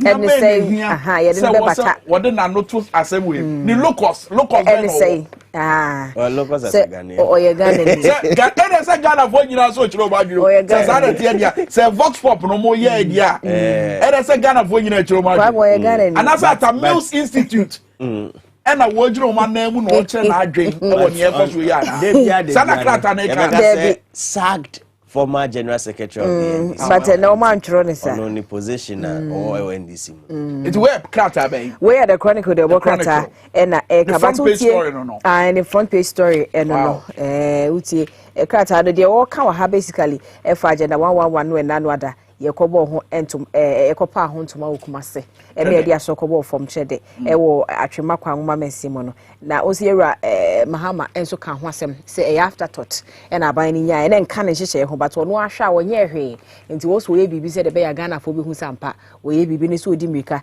e de akwakoye sa de we den wo ka se former director of communications wo mampani atena ye e wo yewra Tamils abreso nyame fa ne crency wo no so Twitter e no so akotwuru bi se wo fo aso de aban ne ye ne ye nti wo mo enkoso nti eno na ama wo mo de abeto front page ho chronicle amane bono no but on TVXY and the Power FM amane we ya bomo dada ba ye sen tibu bio se mampanyi John Dramani Mahama ne na ase aprobo no e wo atifie poye mantem ne atifie atoye mantem no eguso a ekoso na enra da ya no okoka asem bi ehuhia pa won se na no ya mampanyi ne aban we ne omo ye se omo tetetete eya regions foforo na regions foforo no matete na mampanyi John Dramani Mahama ebisa se eye se ye di din bi beto region bi so saa kwa na se ye te foforo de foforo abeka ho saa kwa na mpuntu nyuma na hwewe.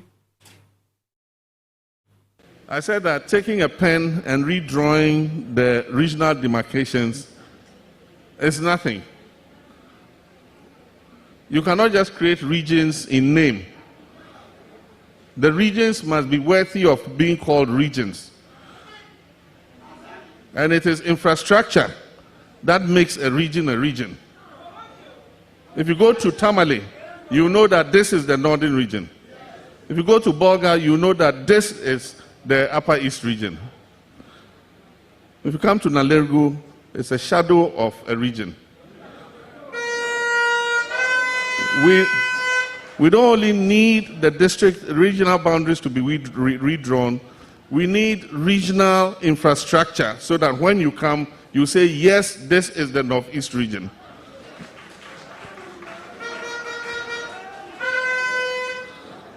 Once you pass Nalergu and you're going to Bunkurgu, it will take you ages to get there. If you're going to Cherponi area, the road is so bad through Wapuli and other places. We need to improve the road network, provide water for people, healthcare services, education. That's when we will say that, yes, we really have gotten a region for ourselves. But you all know your party. Your party is the king of infrastructure. Kanema Penny John Dramani Mahama and I'll tell in Canada. Eye enyuma abanda da ne sha so ye jato ebine eye Gambaga College of Education Community Day Senior High School and so was Sabia ho and afenso na regu bumprungu nampanduri kwano and also ye jato wa yemfa bibianka na and also say sa pomane wisdom ye disi no ye disi dia na mamenka eye Zeneca AstraZeneca hunsem ya Abey no na ni eyare ho ne say call the front page of the Daily Dispatch now say we use food staff vehicles for COVID-19 dead bodies. We environmental officers nanka obinya COVID na owu a omusie no omo declare strike. And the woman say abanhye omobo say be provide PPEs ama omo nose mask apron akade na ye boy he ho ban no yare no ho no anaso bi wo mpo a gloves na de on be ye omo enya wow into no declare strike into what it means ne say nyame anboa anase nyame anka ho na onua bi na ma me bi konya COVID-19 na omo se wankasa kofa no na kosie na ne yare ho ne so omo se eduane ka te say cars ye dey fa tomatoes fi northern region eba nkramemu no eno na so bi wu a omo di nipa ne tu obi a wonya COVID not to Saka wing. Say, what kind of infections na nipa benya eduane ayedi disinfections has been a course work all of these things ye jato and I am na ye fanfare asem sebe wisdom poma baby pom hey for poma ho no ayo auditor general report no be no work kan hey kwame or say Ghana Legal Council diverts government cash into private account. Ghana Legal Council omo divert aban sika e de call one kasa private account mo. Kwame ye de besi aye nka ho asem. Ba menim say ye de auditor general report no see e betutu private account. Ai see e betutu no. Di breso ni ye tutu na. Ni ato ye bo ase ni akasa asem we.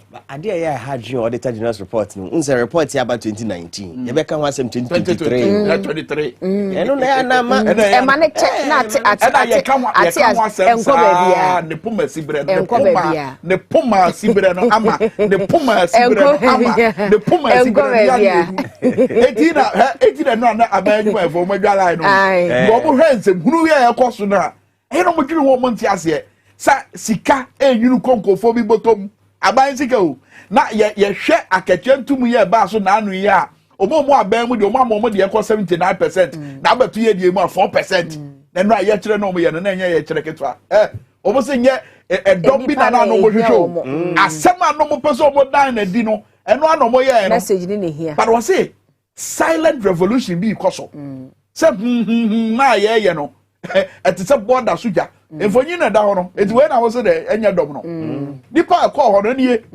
we kra kakra na bra na mo sase no kakra na ye nya na no nie na wutumi se Adam GH ene gbogbochi nobet no many abede pa eku aye from aggrieved public sector workers omo and a coalition against the leadership of TUC and organized labor and omo yesa or ye chire ya na omo kan sa 4% and 7% no enya de beboa na nobet eka sembi endra but before that salam eka say omo de no mu ye no se no kan silent revolution na omo ma buy 1 week I say 1 week ni twem one tisha abaya so be rough. Well, you made this uncommon. I'm sure say now what you die and man say you do be dia hodwa e did die and you have kwan bi so na fe ye ne omo akasani ehunu omo adwen popa ba dia ba kwa me sure say Ghana for busa say you tag ni aban omo hia mu nura na enam so year strike no ma call off no omo call off kwa me omo suspend yes and to ma twase say into Monday okay Minister of Health and Minister of Education Dr. Yao Educhum oni UTAG president Professor Charles Mafu ene course penkro ni mu into so mu ko hia Monday no na say entiase ye adwuma dia they will call it off okay but so mu ko hia Monday na ne aban pese oye na no ye dia do resume into na nye so ma call it off okay and ye hwe de be me ye sure say for obet video camera na ko University of Ghana ne other campuses near copy reaction. I'm hoping say ye nya reaction na ye hu video na na di ntere ha social media no. But we ya Daniel Homra ya ba ama poma ye krado ya disu ya wonsem ho nkomo. E say dey say computer nkora na ye wo no. Eti kwan be so na ye betimi afa so atete o mo ba disu ya wonsem a se de be yo mbeba be ye mpanimpa ye be se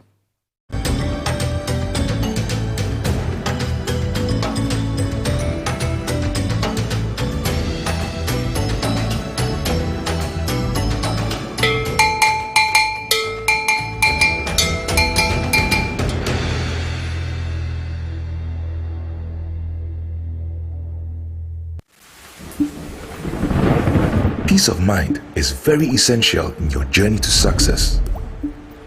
For Akwesi Papa, peace of mind means having a proper covering over his family.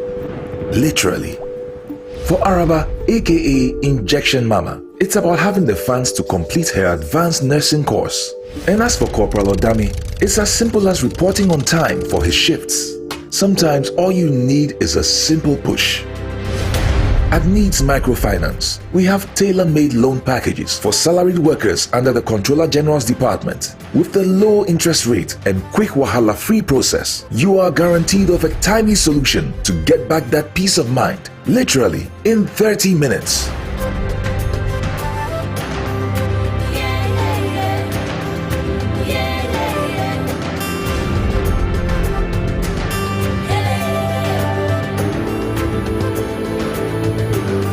Needs Microfinance.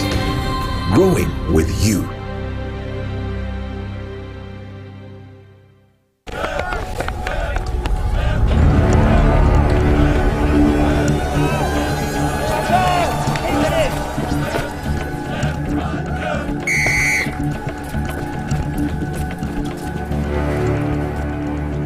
We are one man short. Should we invite him? Yeah. It be old cargo. Can I join you guys? Yeah. Always drink fresh, natural eggs, mineral water.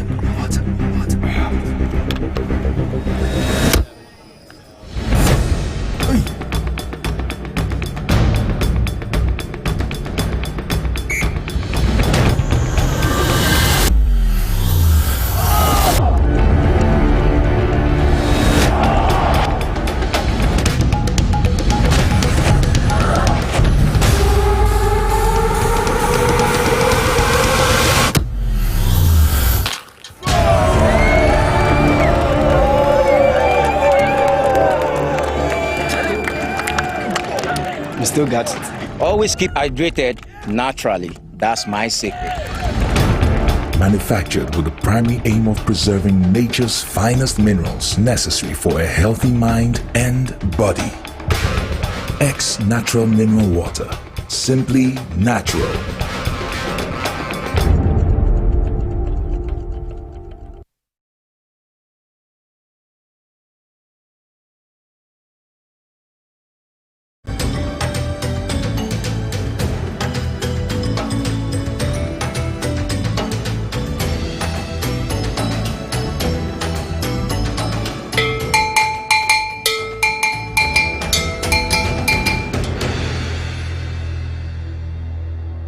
Usian sami ho akwa ba ebra Tonton Sansan dwumedi so na yawo anopai ebra so se ye kasa de efa brabom ne niema hodo ya ekoso na anopai pese san ko ngomasuam na ye kokohwe eho ensem ene yese ewiase asesa ba bia yedru no yedu 21st century enti niema bebre enti sese de kane no na esi ye niema no ene yedidie mu ye ntade hyem ye nnomu ye ngomasuam ye bibie mu ye nyina ya dansefo se ensesa bem but ye hwe ye ngomasua ene ye mantetie mu ya say ena ewo se ye no ye mankumankuma no a yawo wo mo a ye tete wo mo no kwan be na wo se ye de omo fa training wo especially eba education a ye de omo fa mo mo hunu eniema bi a etwa so mo hunu na eno alidi omo eno guide omo eno aboa wo mo ama wo mo dache SCP esita ene ye question ye bisa na ye ba ko pe ye bisa se 21st century nkwala no a ye wo mo no edien ne twa se wo mo ehunu edien ene wo se wo mo etie edien ne wo se ye kire wo mo in terms of education na yenim se eba ngomasua ene ho asem so ye ntumi nko enya let's talk educational consult for e wo mesan se wo mo de wo mo aba se wo boa abuild ye ma no through education kwan ya mbetumi afaso aboa ye ma no ano no enti ba ngomasua akwani ase bebre wo ha wo mo nam so e de boa se de be ya ye ma no ngomasua e betumi akọ enkanti ano pe madam time bomb beka ye ho wo hada ti sample for ye ne be kasa no akire yen se edie na ye ya enko yie edie na wo se ye ya eno ne kwan papa ne kwantene ne no a ye betumi de atete ye ma no ama wo mo da ache etimi akoyie madam akwaba Yenyamunya. Mejidise bibi aboko. Let's talk educational consult. What to say? Nyamina dum bibi aboko. Bibi e kama pa. E ba montete ye ne mo hihye ya hodo nso a said ye mosusuo se e wo se ekor no sa na ekọ. Pepe onamdo dem a. Ene yesi e wo 21st century mo ne ye adwene sa. 21st century nezi ye wo. Munya besia menda se bebre na minchia here na ahwefo so. Na se ye ka 21st century no bi mpo bebi sa de oyabede. Now, mostly, my time in the 21st century, my church is permitted. Let me explain it, Kakra. Say, yeka a century, a duration of 100 years. Na yate 20th century, 19th century, yate na meaning that, or a period of 100 years. Na yeshe, the current one, or 21st century, it's the current one for the Anno Domino era. Na se iyo no fi ho a the Gregorian calendar be catch day.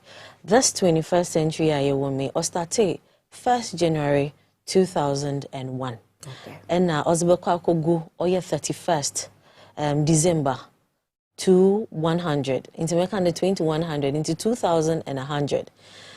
It calculated from 2001, 1st January till now, I 2021. I said, after baby, I will now wait 21 years now. No, it's a 21st century child. Okay. In the four women share there.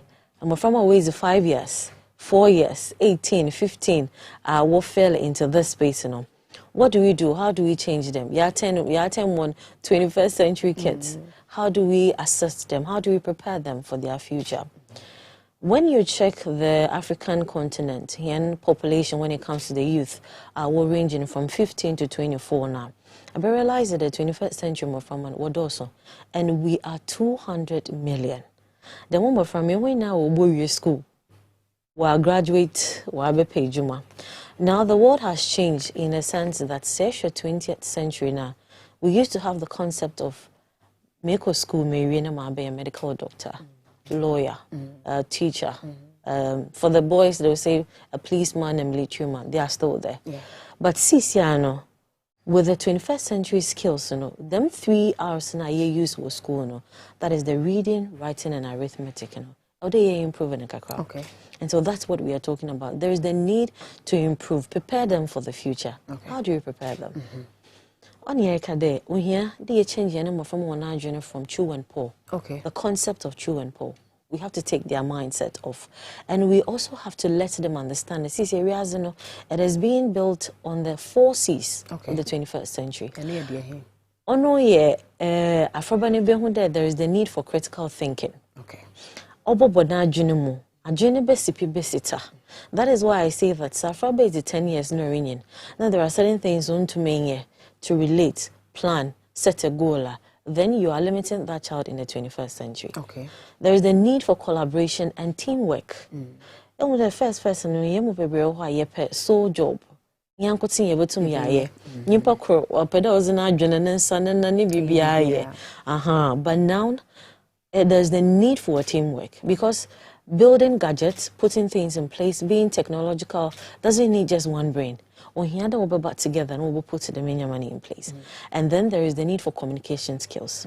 Communication alone with when you facial, one son into a however and all that, you know, count a lot. Okay. And to say and no more from me, then we are leaving them. And then the fourth aspect being the creativity aspect. Everything we are doing, I mean, our yet is in common. It's creativity. Yeah. The way you are talking, the way you even will dress up, will make up. Everything is put together into relating this to the world of work. Now you have to add a bit of leadership skills to it. And then you add the principles of understanding your environment that is relating to nature. Now, let's talk educational consultant. What we use is termed as the INDEC educational program. Okay. Yeah, why very simple. So we have innovation in there, ensuring the kids get innovated. We are ensuring that there is an experimentation to whatever they are learning. That means so offer bottle you see in enemy. Another whatever that they take up now, they need to know that this is where it goes. Okay. They have to be innovative.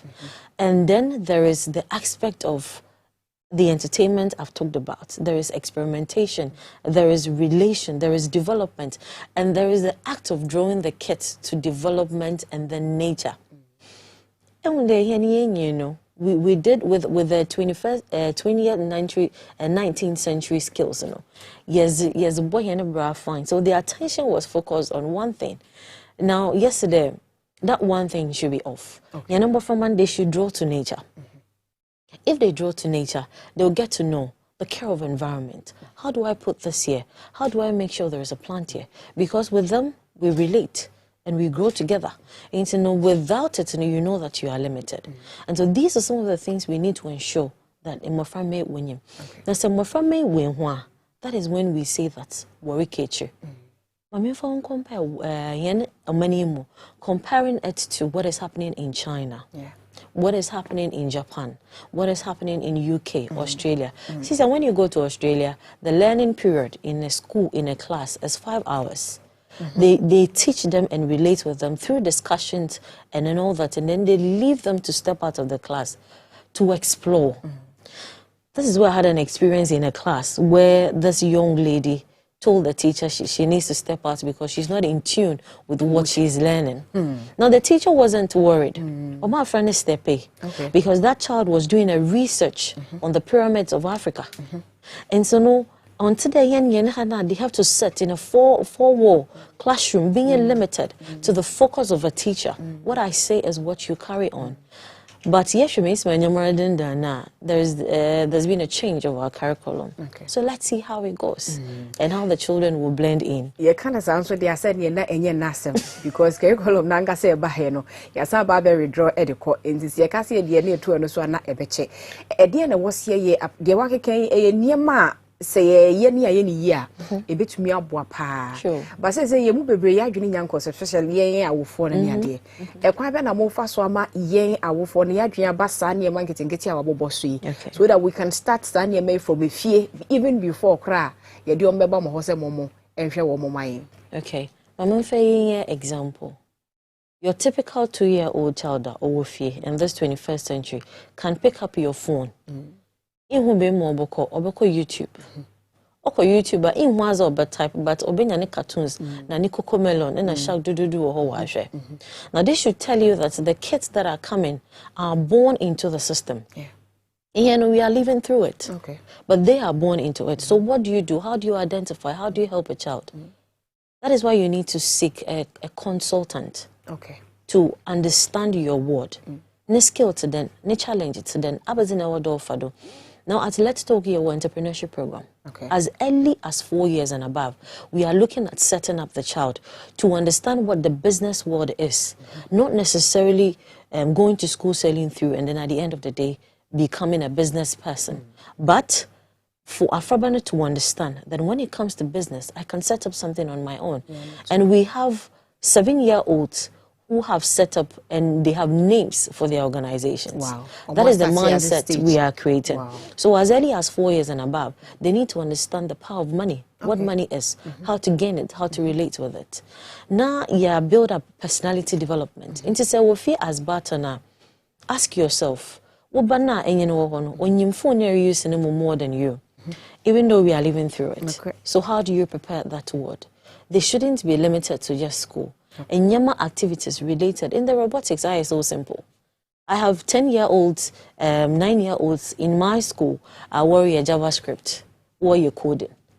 And so if first and it will be answer.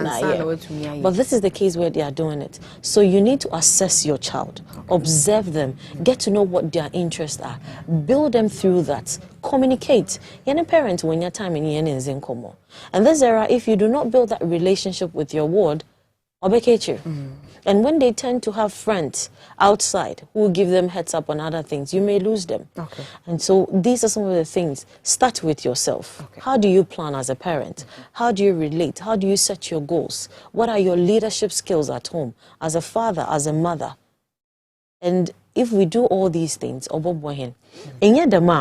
without the skills, we have graduates this year. We'll be graduates. If you know what graduates are, so the kids that are coming out are coming to compete with the people already in the system. How are you rescuing them for that? The teaching mindset.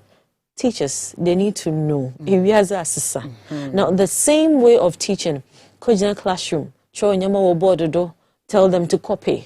One of my students came through and had a teacher teaching him a certain program. And the teacher said, one concentrate into no mano book don't show, I will concentrate. Like about 5-6 pages. And I said, this is just a waste of time. The more you watch him, you talk to the child and you find out where the interest is. I wasn't able to tap on to bring out the best in them. So we are talking about the parents having attention, observing, the teachers finding new ways to relate with these kids. And yet the man. No can ask them there. San one, a business, young queen. It's a who be here. And you ask them to say, what's your DB ma, young penny for so much young monsieur. Said ye bay ye na or chinano say, yes, I had a curriculum na baby moi. Because acquire one way no at it. No, I said, you're okay. I teach a bitch now, bet you be 8 hours, 9 hours, and Sanya Poncolana Momacofi. Ye be shame wakosifity and opanokus ye riano. Sa skills and creativity in my can once about pair communication near the enemy be anywhere a woman. Inti ye quires a merry go round, me acquire near Saba, ye quire near Saba near BCH, yen sign. was ye bibi in terms of abiding women and as for dear and was ye dear teach you and I was more when you come said ye be ye quite any mono. Adriano said yes son and maybe as be no more as a son or yes so son ye dear home because I say yes a son but still na kakraum. I don't remember in America there it is easy to run a speedboat and then a Titanic. Abandon to him no he is doing his best. But how to implement? Oh yeah, that my area call efumu na eja cutlass, eja nsu, eja nyamabi. Ekoduwa abazinez be ejuma. This is what we are looking at. So whatever that has been prepared for these young ones to be trained with this concept of the 21st century, with the new curriculum that is coming on board, I think that it needs to start.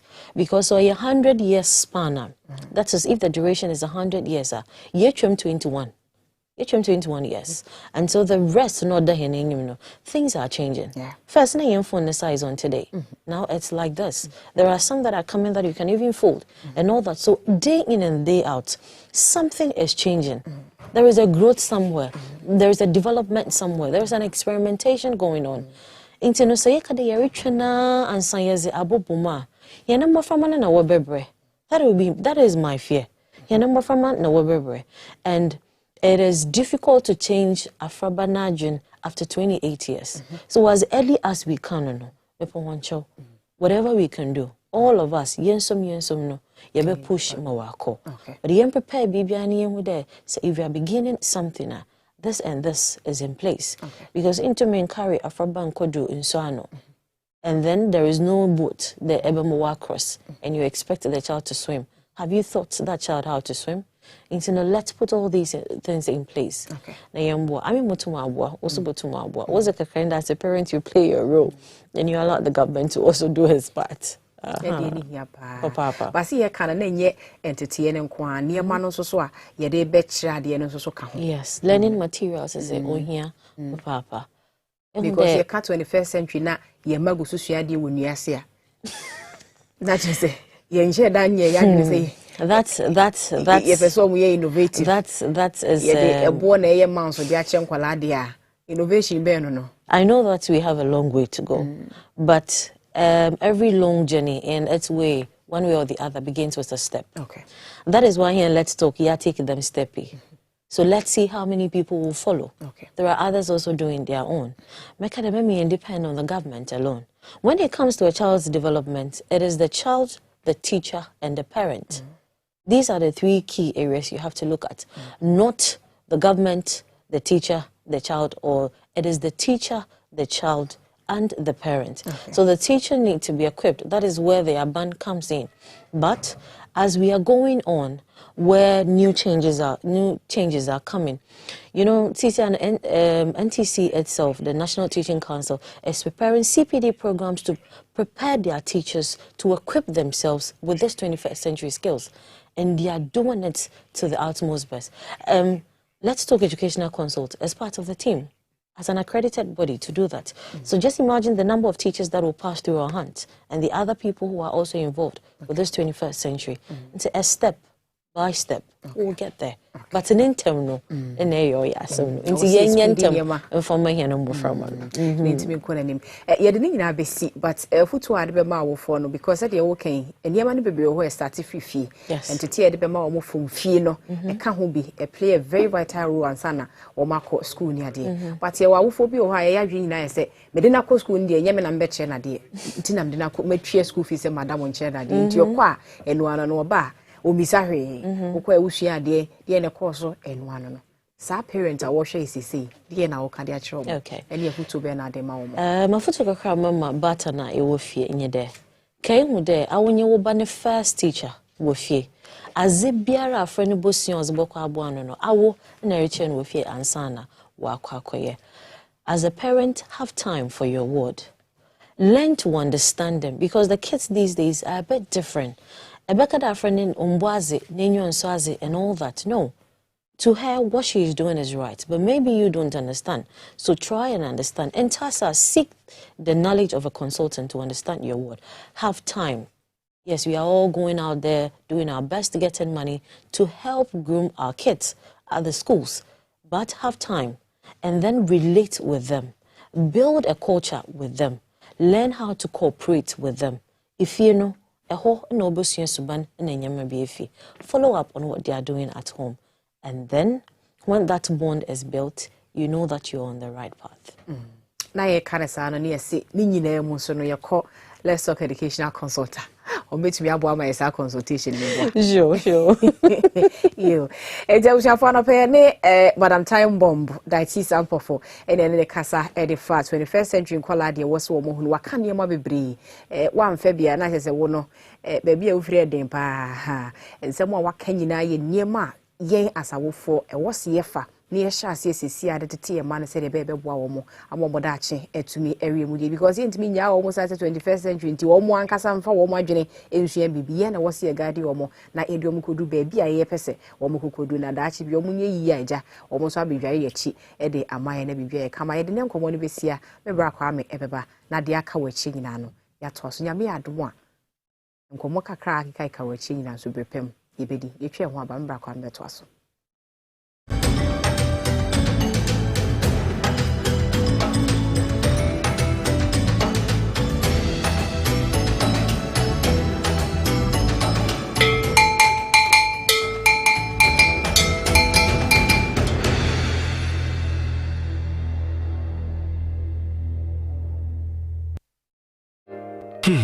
If I cry na menyisika, edia ye mefui. Ehinfa pa na menya bosia, edia tre medwuma yimu. Kai kra mabre, mi busia ato taxi fufu. Suhum Rural Bank. Suhum Rural Bank.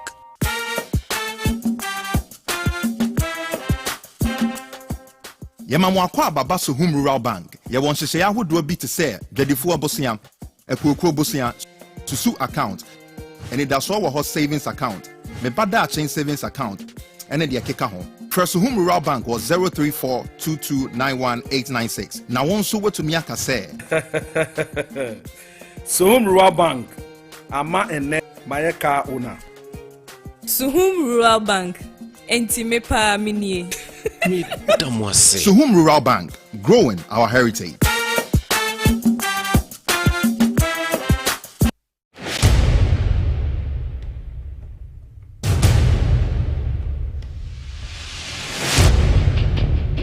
The average human body mass should have at least 60% water for optimal performance in any physical or mental exercise.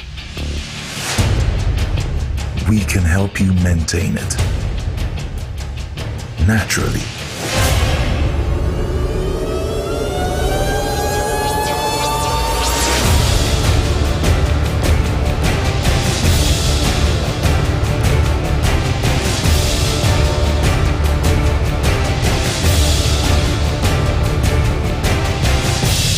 X Natural Mineral Water. Simply natural.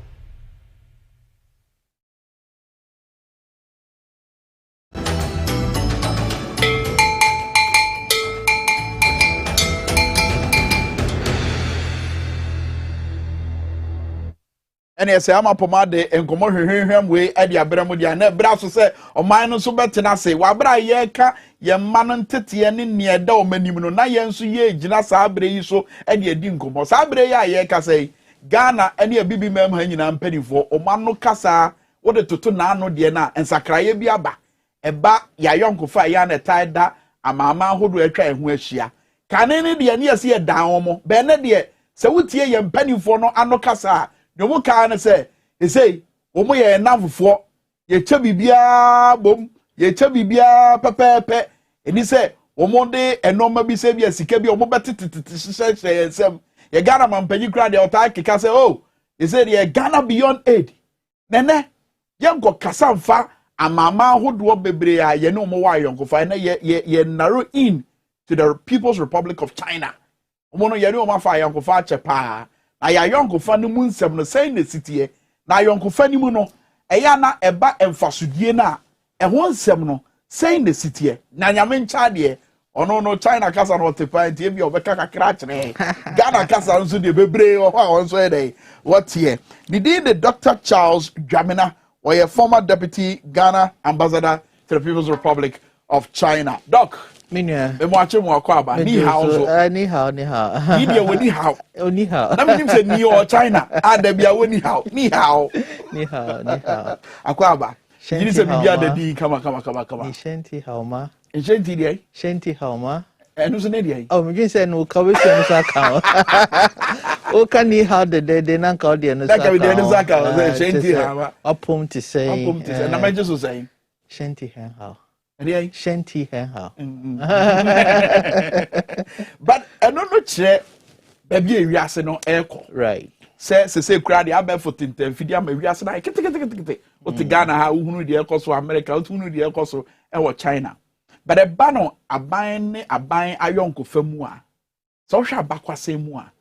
Say na ya yonko fa no esitie. Titiri wa go obi a we si Ghana nemu ewo China pen no say the city me da se mamindi kan chia ahwefo ne atiefo nyina na me fa nchia sronko ema mpanimfo bi omampani ene na mpanimfo party mpanimfo ena eye chairman of council of elders honorable Hackman usu ajima papa no bon homodin antiama buzia otie station yi timichia no pa ene mpanimfo nyina ne wana wohwe free China phone so tie se wohwe eye Ghana ne China e bakosemo a ekwa achiri pa ye kane ye mampani Dr. Kwame Nkrumah one ni yonko brebo China mampani at that time Chema Mao Zedong na omayonko fa no mu pipa ye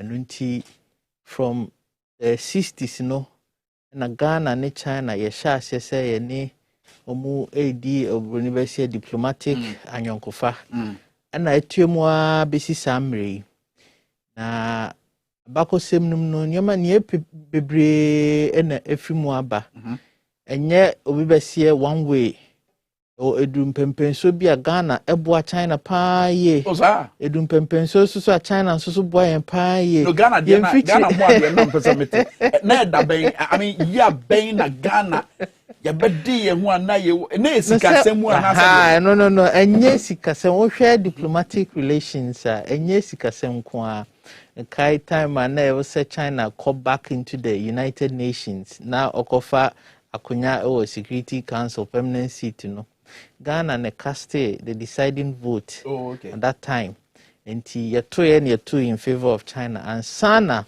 omutumi enya omampani that time no mampani kufo and no nye omampani but no oye the minister responsible for that delegation no enunti yetumi eboa China foi ema omutumi enya omakunya and no ema yonkofa no broni besie ekọ a notch higher ema emu pipa ye eno pa ho a ohwe China nso so omampani Jerry John Rawlings apenso mom de boy ye feature he ya National Theatre dan no esi ho achepan ye nanim onyam no ekọ achi ufim kanetete no usi kwan so a na edemosronko sa enani na nyina usi mu edemosronko eye ayonkofa na bi na ede ebaye yehwe buidam ayonkofa na bi na de baye chese ekame se aban abanyina no uhwemu a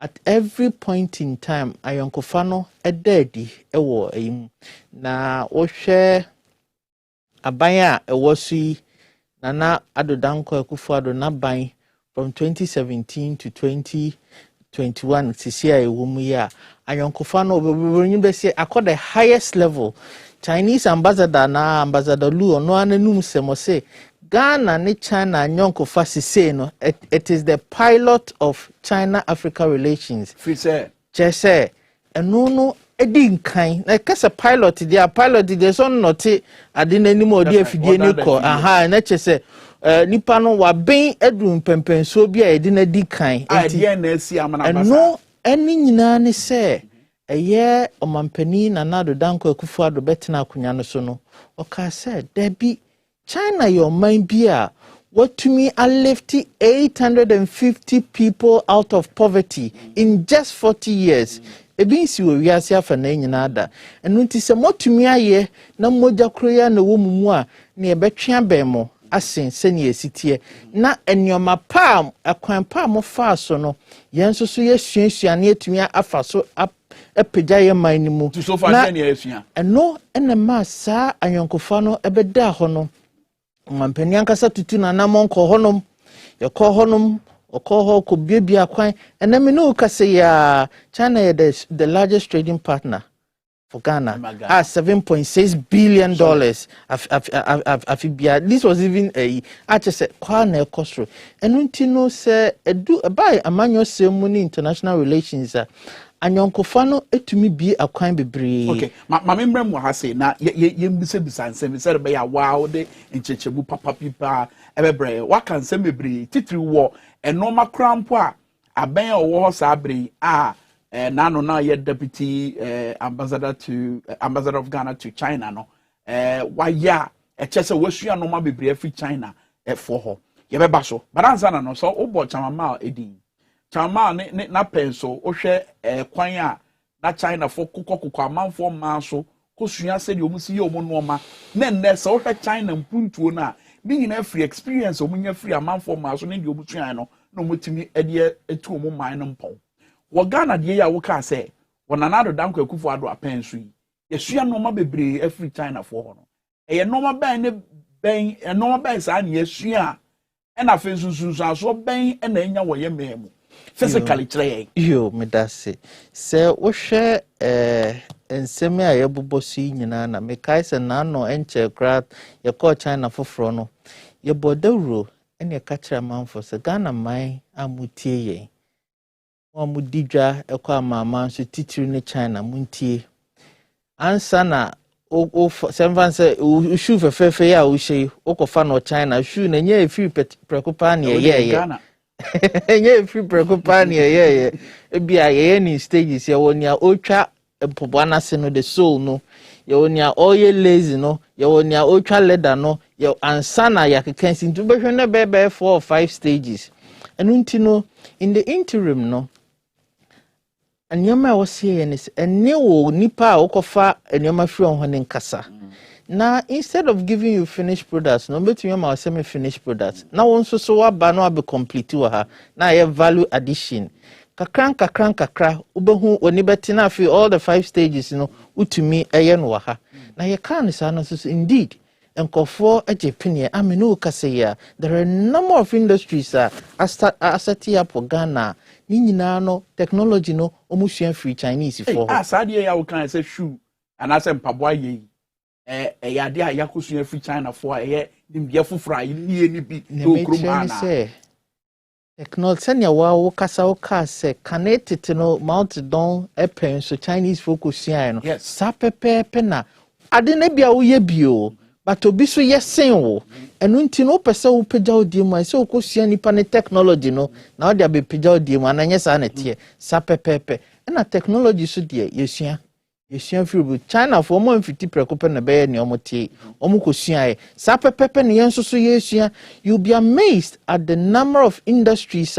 about connected in about 10 or 15 years ago na toilet roll factories na ye kakra bi em se ba ku mienu bi pe ubehu toilet roll de twa na ho amo ye de chow krampa minia e bi kra be ka se wo mpe but nei ukohwe toilet roll factories operate wa ha feature he ya sunda for ye bi wa ha enum krom de omo ye Chinese for uko tamahon ma bebre so na tamade na ye bebre no ye Ghana for ma Ghana for de wo ho ni nyina bi wo ho Ghana for mo wo ho uko ho no ma bebre wo ho upa ye wie gra ye be ko na yakoto wo ho no enu nti no nyame pa kire ni se abrebia no se uhu obi a watu anamampa na odisi wadwemu se na namampa na watu no ekwan pa ofa no besua boni bia nim eyadepa eboa ma wo kate unnecessary try and error processes every wakwem na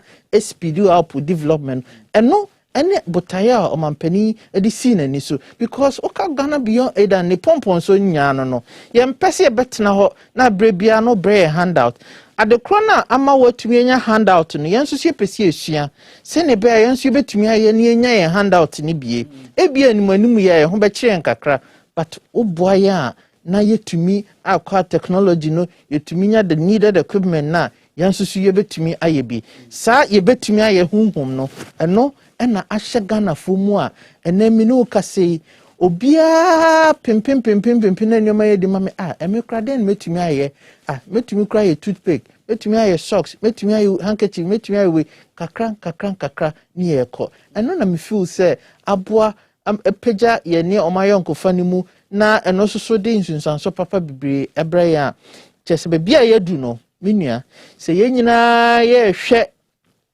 akwanya ewo ye man mu broni besie opportunities abound in a developing country enunti no akwanya wo hwe bankum nifa wanim enu wachi akwanya nko a ni aka ne se be zoom in on specific ones na yetumi tu ho anamo yetumi nya ho technology na yetumi nya ho akade na yetumi rolling out na ama afaso na ya wo de ye mfato mame braso enura na opanyi beti ahase ya na na ote na oni minu ama edi nkomo na hu se nimdie ne kwan a wo fa so ye ne mpaboa no eye homegrown adwin bi no de ye de ye na adwuma na chese we no we anko hia se obe kwa kompenim die free eye China we obi kramba we university we wie suapon wo Ghana ha ono no hu se ono we obi ope mpaboa ehun noma enti no odi wura asa adwuma nim kwa kompenim die no ba bia ho nim die na wo ya no de ye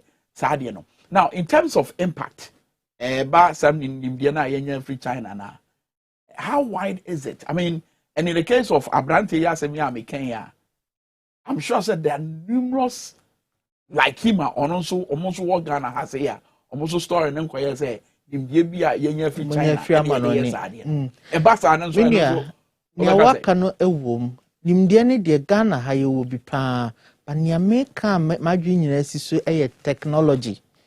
Say, Ubewo Nimdiano skill set now, Ube to me and nice designs. But I know you have 100, 200 be the moment you want to venture into mass production. The moment you want to go commercial in commercial quantities, you know, osa 100, 200 per month and per day volume, no, and to me, meet demand, you know. And necessarily, we have technology. I didn't know don't say ye come no. A bit to me, I am a sape pepper and a bit to me, I sense, and no need sad in dinner. Ye come once. And China, Adria cocoa, Ticoco, hata cocoa, wouldn't video and all. And young well, sir, we are so convenient. We are so no, we be say, young here that to cry if you never be Jenny Penny in a Juma. Sir, him say Coco Research Institute for Omo Bomb Modern, Omo year they are coming out with innovations near their day. But me you do mean say Agric Minister Michiano, Major Shows on the create Honorable Ozovia me former MP Michiano. Jumedia Kosu agri sector nominia, the mechanization processes, the retooling of the agricultural sector near the inna ekosi anivia.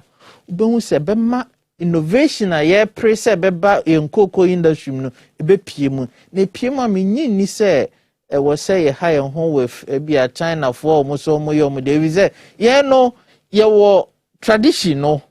Ye wo the time tested tradition of traditional way of growing our cocoa beans so and here the technology one kakra bia bones na ya magabuno already gabuno ho ya amfa technology and one dia obi we close gab na be san ye ho enu nti na mebo agric minister ne na pamfo abaso bi say o mama omani akohopa technology konyomemu enu na wasi nyina ye technology na economy mu ene de I mean ene say ende China for dua cocoa eti cocoa hata cocoa wa bro mu do infidie ye na Ghana ha say no ye kwiafo eda so ye efa kwan na efitete na ye use na edi dua cocoa hata cocoa na. And entirely true because enche bia time a Chinese for the first cocoa Europe na ohwem fidi omudi na ba bebre ni ade ana Ghana for yatna na Chinese for wo mfidi de hata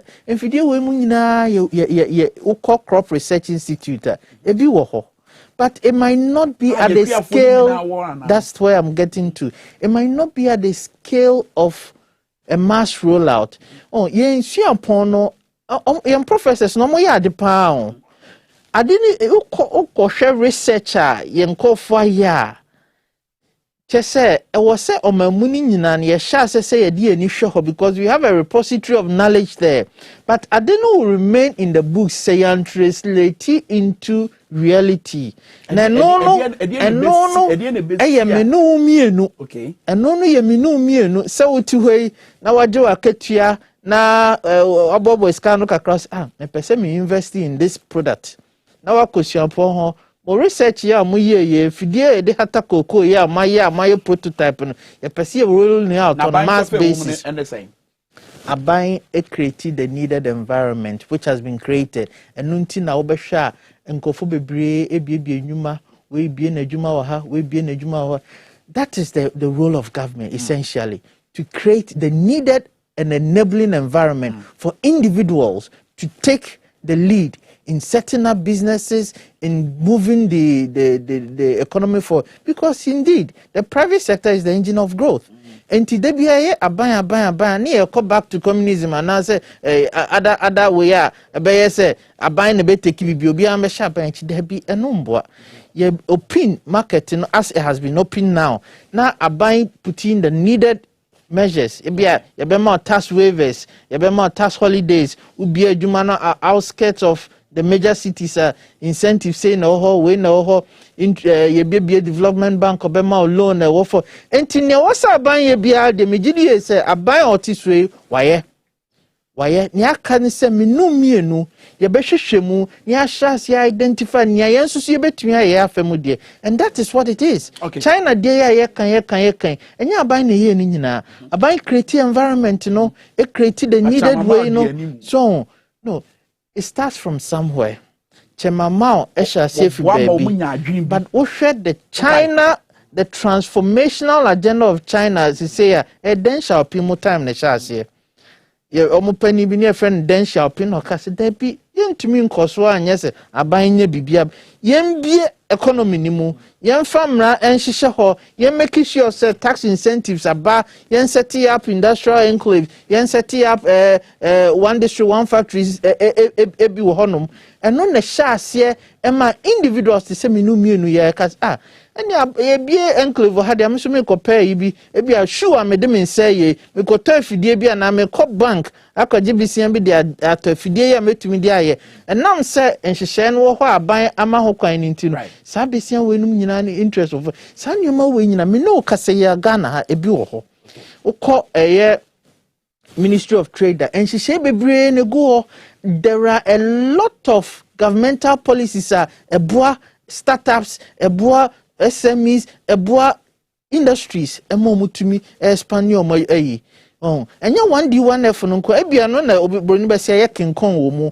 but there are other policies abaya rolling yes afina abaya be rolling out already in the process and intino me fa konya we so eto bibia ashobia nkran say ade de information wonnim a na bia wonnim but uko me enko sa fa we and I'm saying information ya de I mean in the case of Ghana and China young fam no ya dane dan ya question am for tell and say ebotia na say ediboaye because nan saying events via a transfer titru wo ye efemagudie etu ho nsem gadam say you hu nsemi ana no ye hu say China for do na omudi omu fidie ano mu didi animu a omu etu efemagudie ese ye ko ye nsa asemi ye kwaye ne ho nkro no ba na no ba oba bia no odimu akotena e friend Aisha wine in fact apart from galamsey kra no rosewood nso twitwa no so eno so saa no ye hu say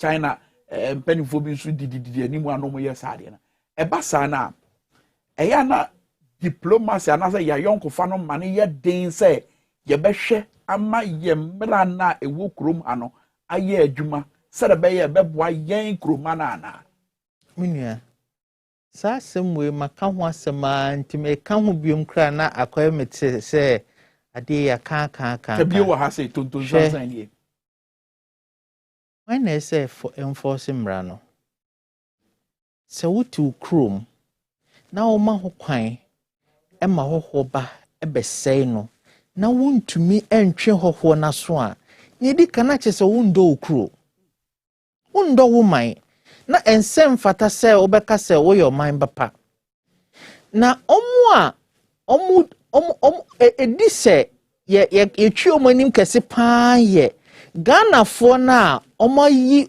omadwen se omode se bi enenkwa na omodwene ho omonwere inchima omonwere daache ho entisika obenyankwa enne no na odwene ho no na omokyere enkofo se aha gold wa ha yenko yese aha we wa ha omo ena omobo man no enya hoho na omoba no enu nti abrebia me kase China gold wo ho e kame so omo gold deposit no kra ye ne ende ayepe enso so omo regulate ni pa untumi enkosa ukwa kotu na kampese kroma aka ahoho ho se yenko sha hankotu debi the sense of patriotism no it is somehow not balanced here enunti no se nipa no feel se obenya bibi wo mu ena on the na me akwanya na aba na me so mi nhira aba yes nhira aba obi nka se menye ne sa but fa emra kwan so ye memfa kwati kwan so nye na emfa wanim enkoje ma hoho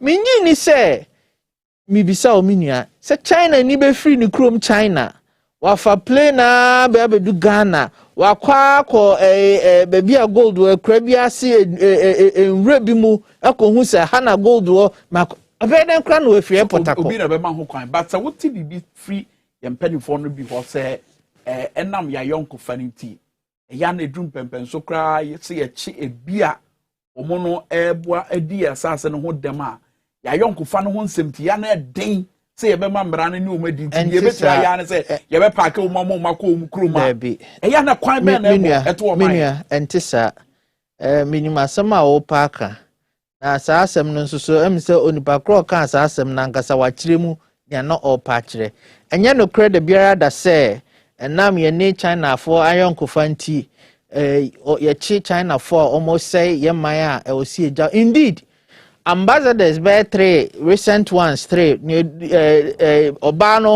obano koya ambassador ho koya be ma na obae ansana ne waba nyina omu nyina samoma no kan ne se yen soso ye krofo soso mbeko bi man so ase no mo chi omo a emra ne ni omundi. And this is in fact in the field of diplomacy no sanity you cannot interfere in the internal affairs of a country. Okay. You understand? And this is foreign mission out to Hanoma. Oh yeah, one wabai ne o minor woman na by na untimi nko se akọ frefre. Enti ade no ye betumi aka me say ne fapim ni nyina ne se ye wonko fodu o man mu hanomo a they are benefiting illegally from the rot until say ye betumi appeal to safo ne ya kromufo a ye ntumi ntwa o mosu mfiri o man mu ebisa o man ne ni o mu nyina dia na ye mo mate ase se nyamo ye no bia mubenye sika ne but echina bi no anhwa na akoha because yanya careful in about 10 years time we'll have to import drinking water. So enti sanyoma wenum nyina no na wo se ye nyina ye yi ya adwene fi baabi ade adwene akosi so nse China for na say ye nsuo omo na omo ye we yes they may be the corporate but say yan to me ensi ano kwan a ebe din amaye enti yen say charity begins at home yen manfo nkasa yen manfo asonte say there are alternative approaches to mining or whatever it is yen manfo kasa no enne me pese mete wase say ya yonko fa no eya na nye akwansidie enya akwansidie so what be some question what be some question na bo ba bia meko relax what be some question na bo ba bia meko Tonton Sansan what be some question no me be say mami adansidie okay mami nya na simple mami adansidie e kire se ampampa China for maba kurom ha omone Ghana for aka boma omaye bibi ati amara no emra ne ni omadi mame adanse di o call Ghana Immigration Service omo di adanse di ni nyina be ma o emra ne ni omudi enye China for no nko a Ghana for no e chi omo esi obo mo kwadu ye bo mo kwadu omo esi fine ye fine omo esi deport ye deport ni nyina no you do it in accordance with the law send emra ne si kire no na waye ne tapepepe and I make us say when we no reactive measures we can be more proactive and being proactive ne say ye ni ye man for bekasa na ye man for atiase say ade no sie ye ni ye a ebebo ye nyina daache afebo na mom se ye hwe ye nkwan ye ho na ye dwene ne nkwan ho a ade en bekọ ho kire kasiem imagine say in 10 years time say unya drinking water na aje so imported drinking water from let's say Cote d'Ivoire na Burkina na edumre bi na oni omunya aso ka ye ma onsuo bi ma ebede na o man yetumi survive enti wenum ye reality sa e wosi enyina ye face na ye jai say ye de ani akosi baby faako if say banisa na the root cause of the problem need as well won't resolve here you just be doing cosmetic but ye pese ye hwe ade na yetumi etrentre no prekopa yenko the root cause near resolve but enye easy sa menua and I make us almost so me Ghana for to send me no ye Ghana ni ya Ghana fu ya they are entitled to whatever is there and untin kasa kire education sensitization and na alternative measures na abaye na famu de in the sense say abaye alternative measures no were rolling it out education e koso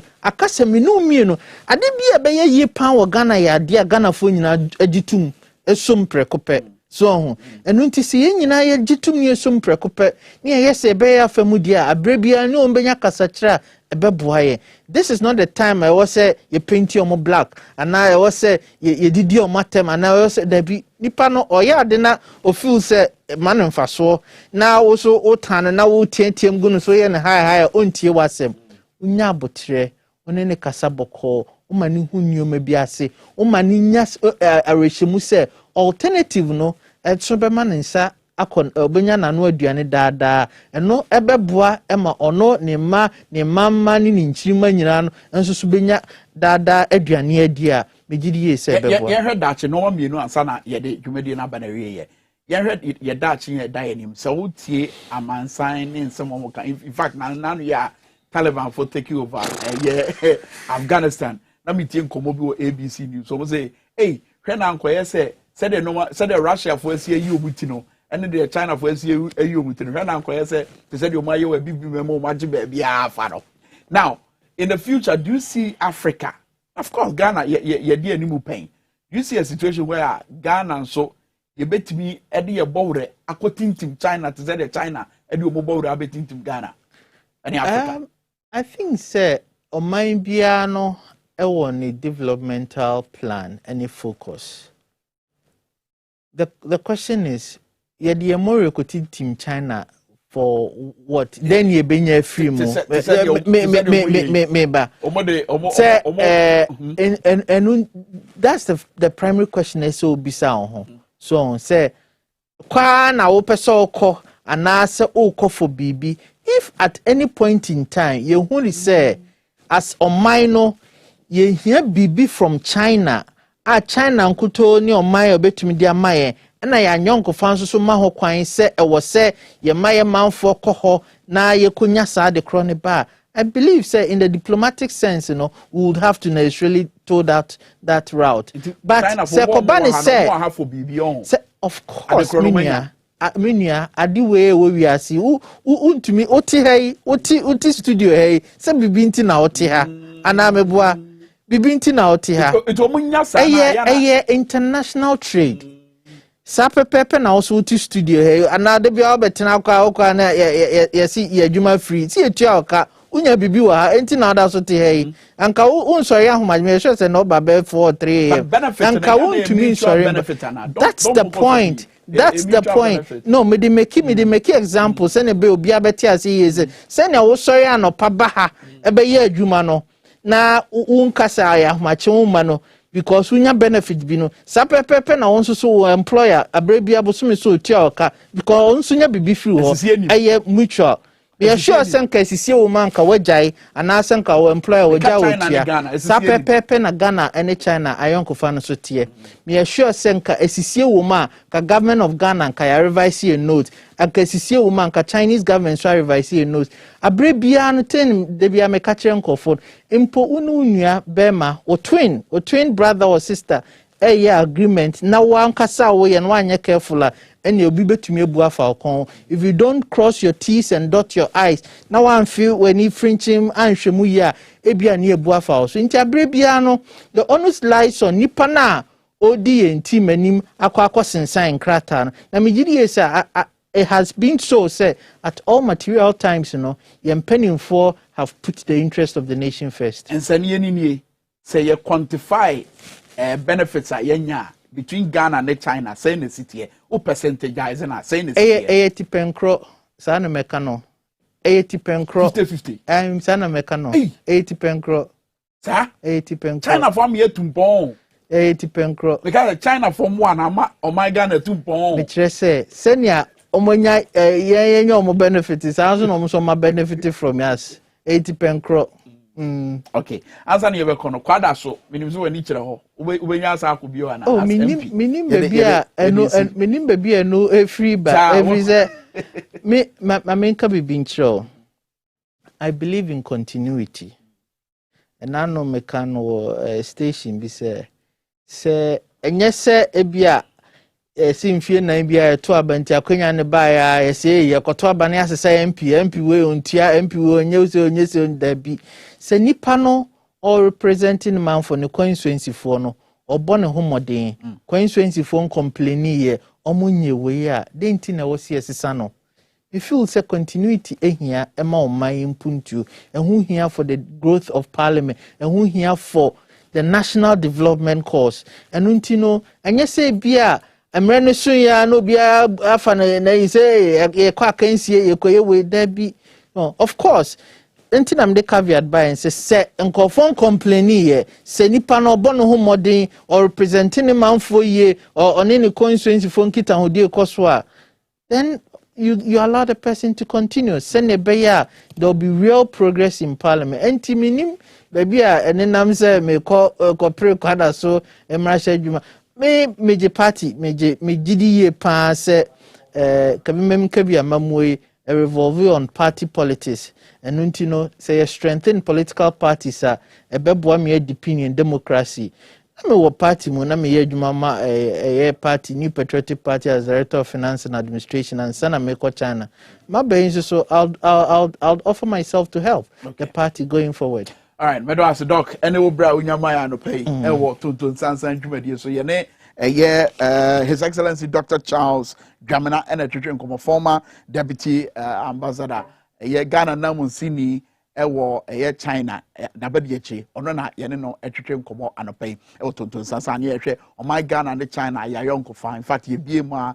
ehwe enoma ye nyinya free sa ayonko fa no migiri se wasumu a o tira nyame ya adoma ye besa aba na ye den komo twetwe soronko foforo kra so abrɛ e Tonton Sansan dwumadi so within the Prince Kwame Menka menimi nua ba amapoma checheku ene ye Tonton Sansan ebrɛ mo ye ba mu nyina ache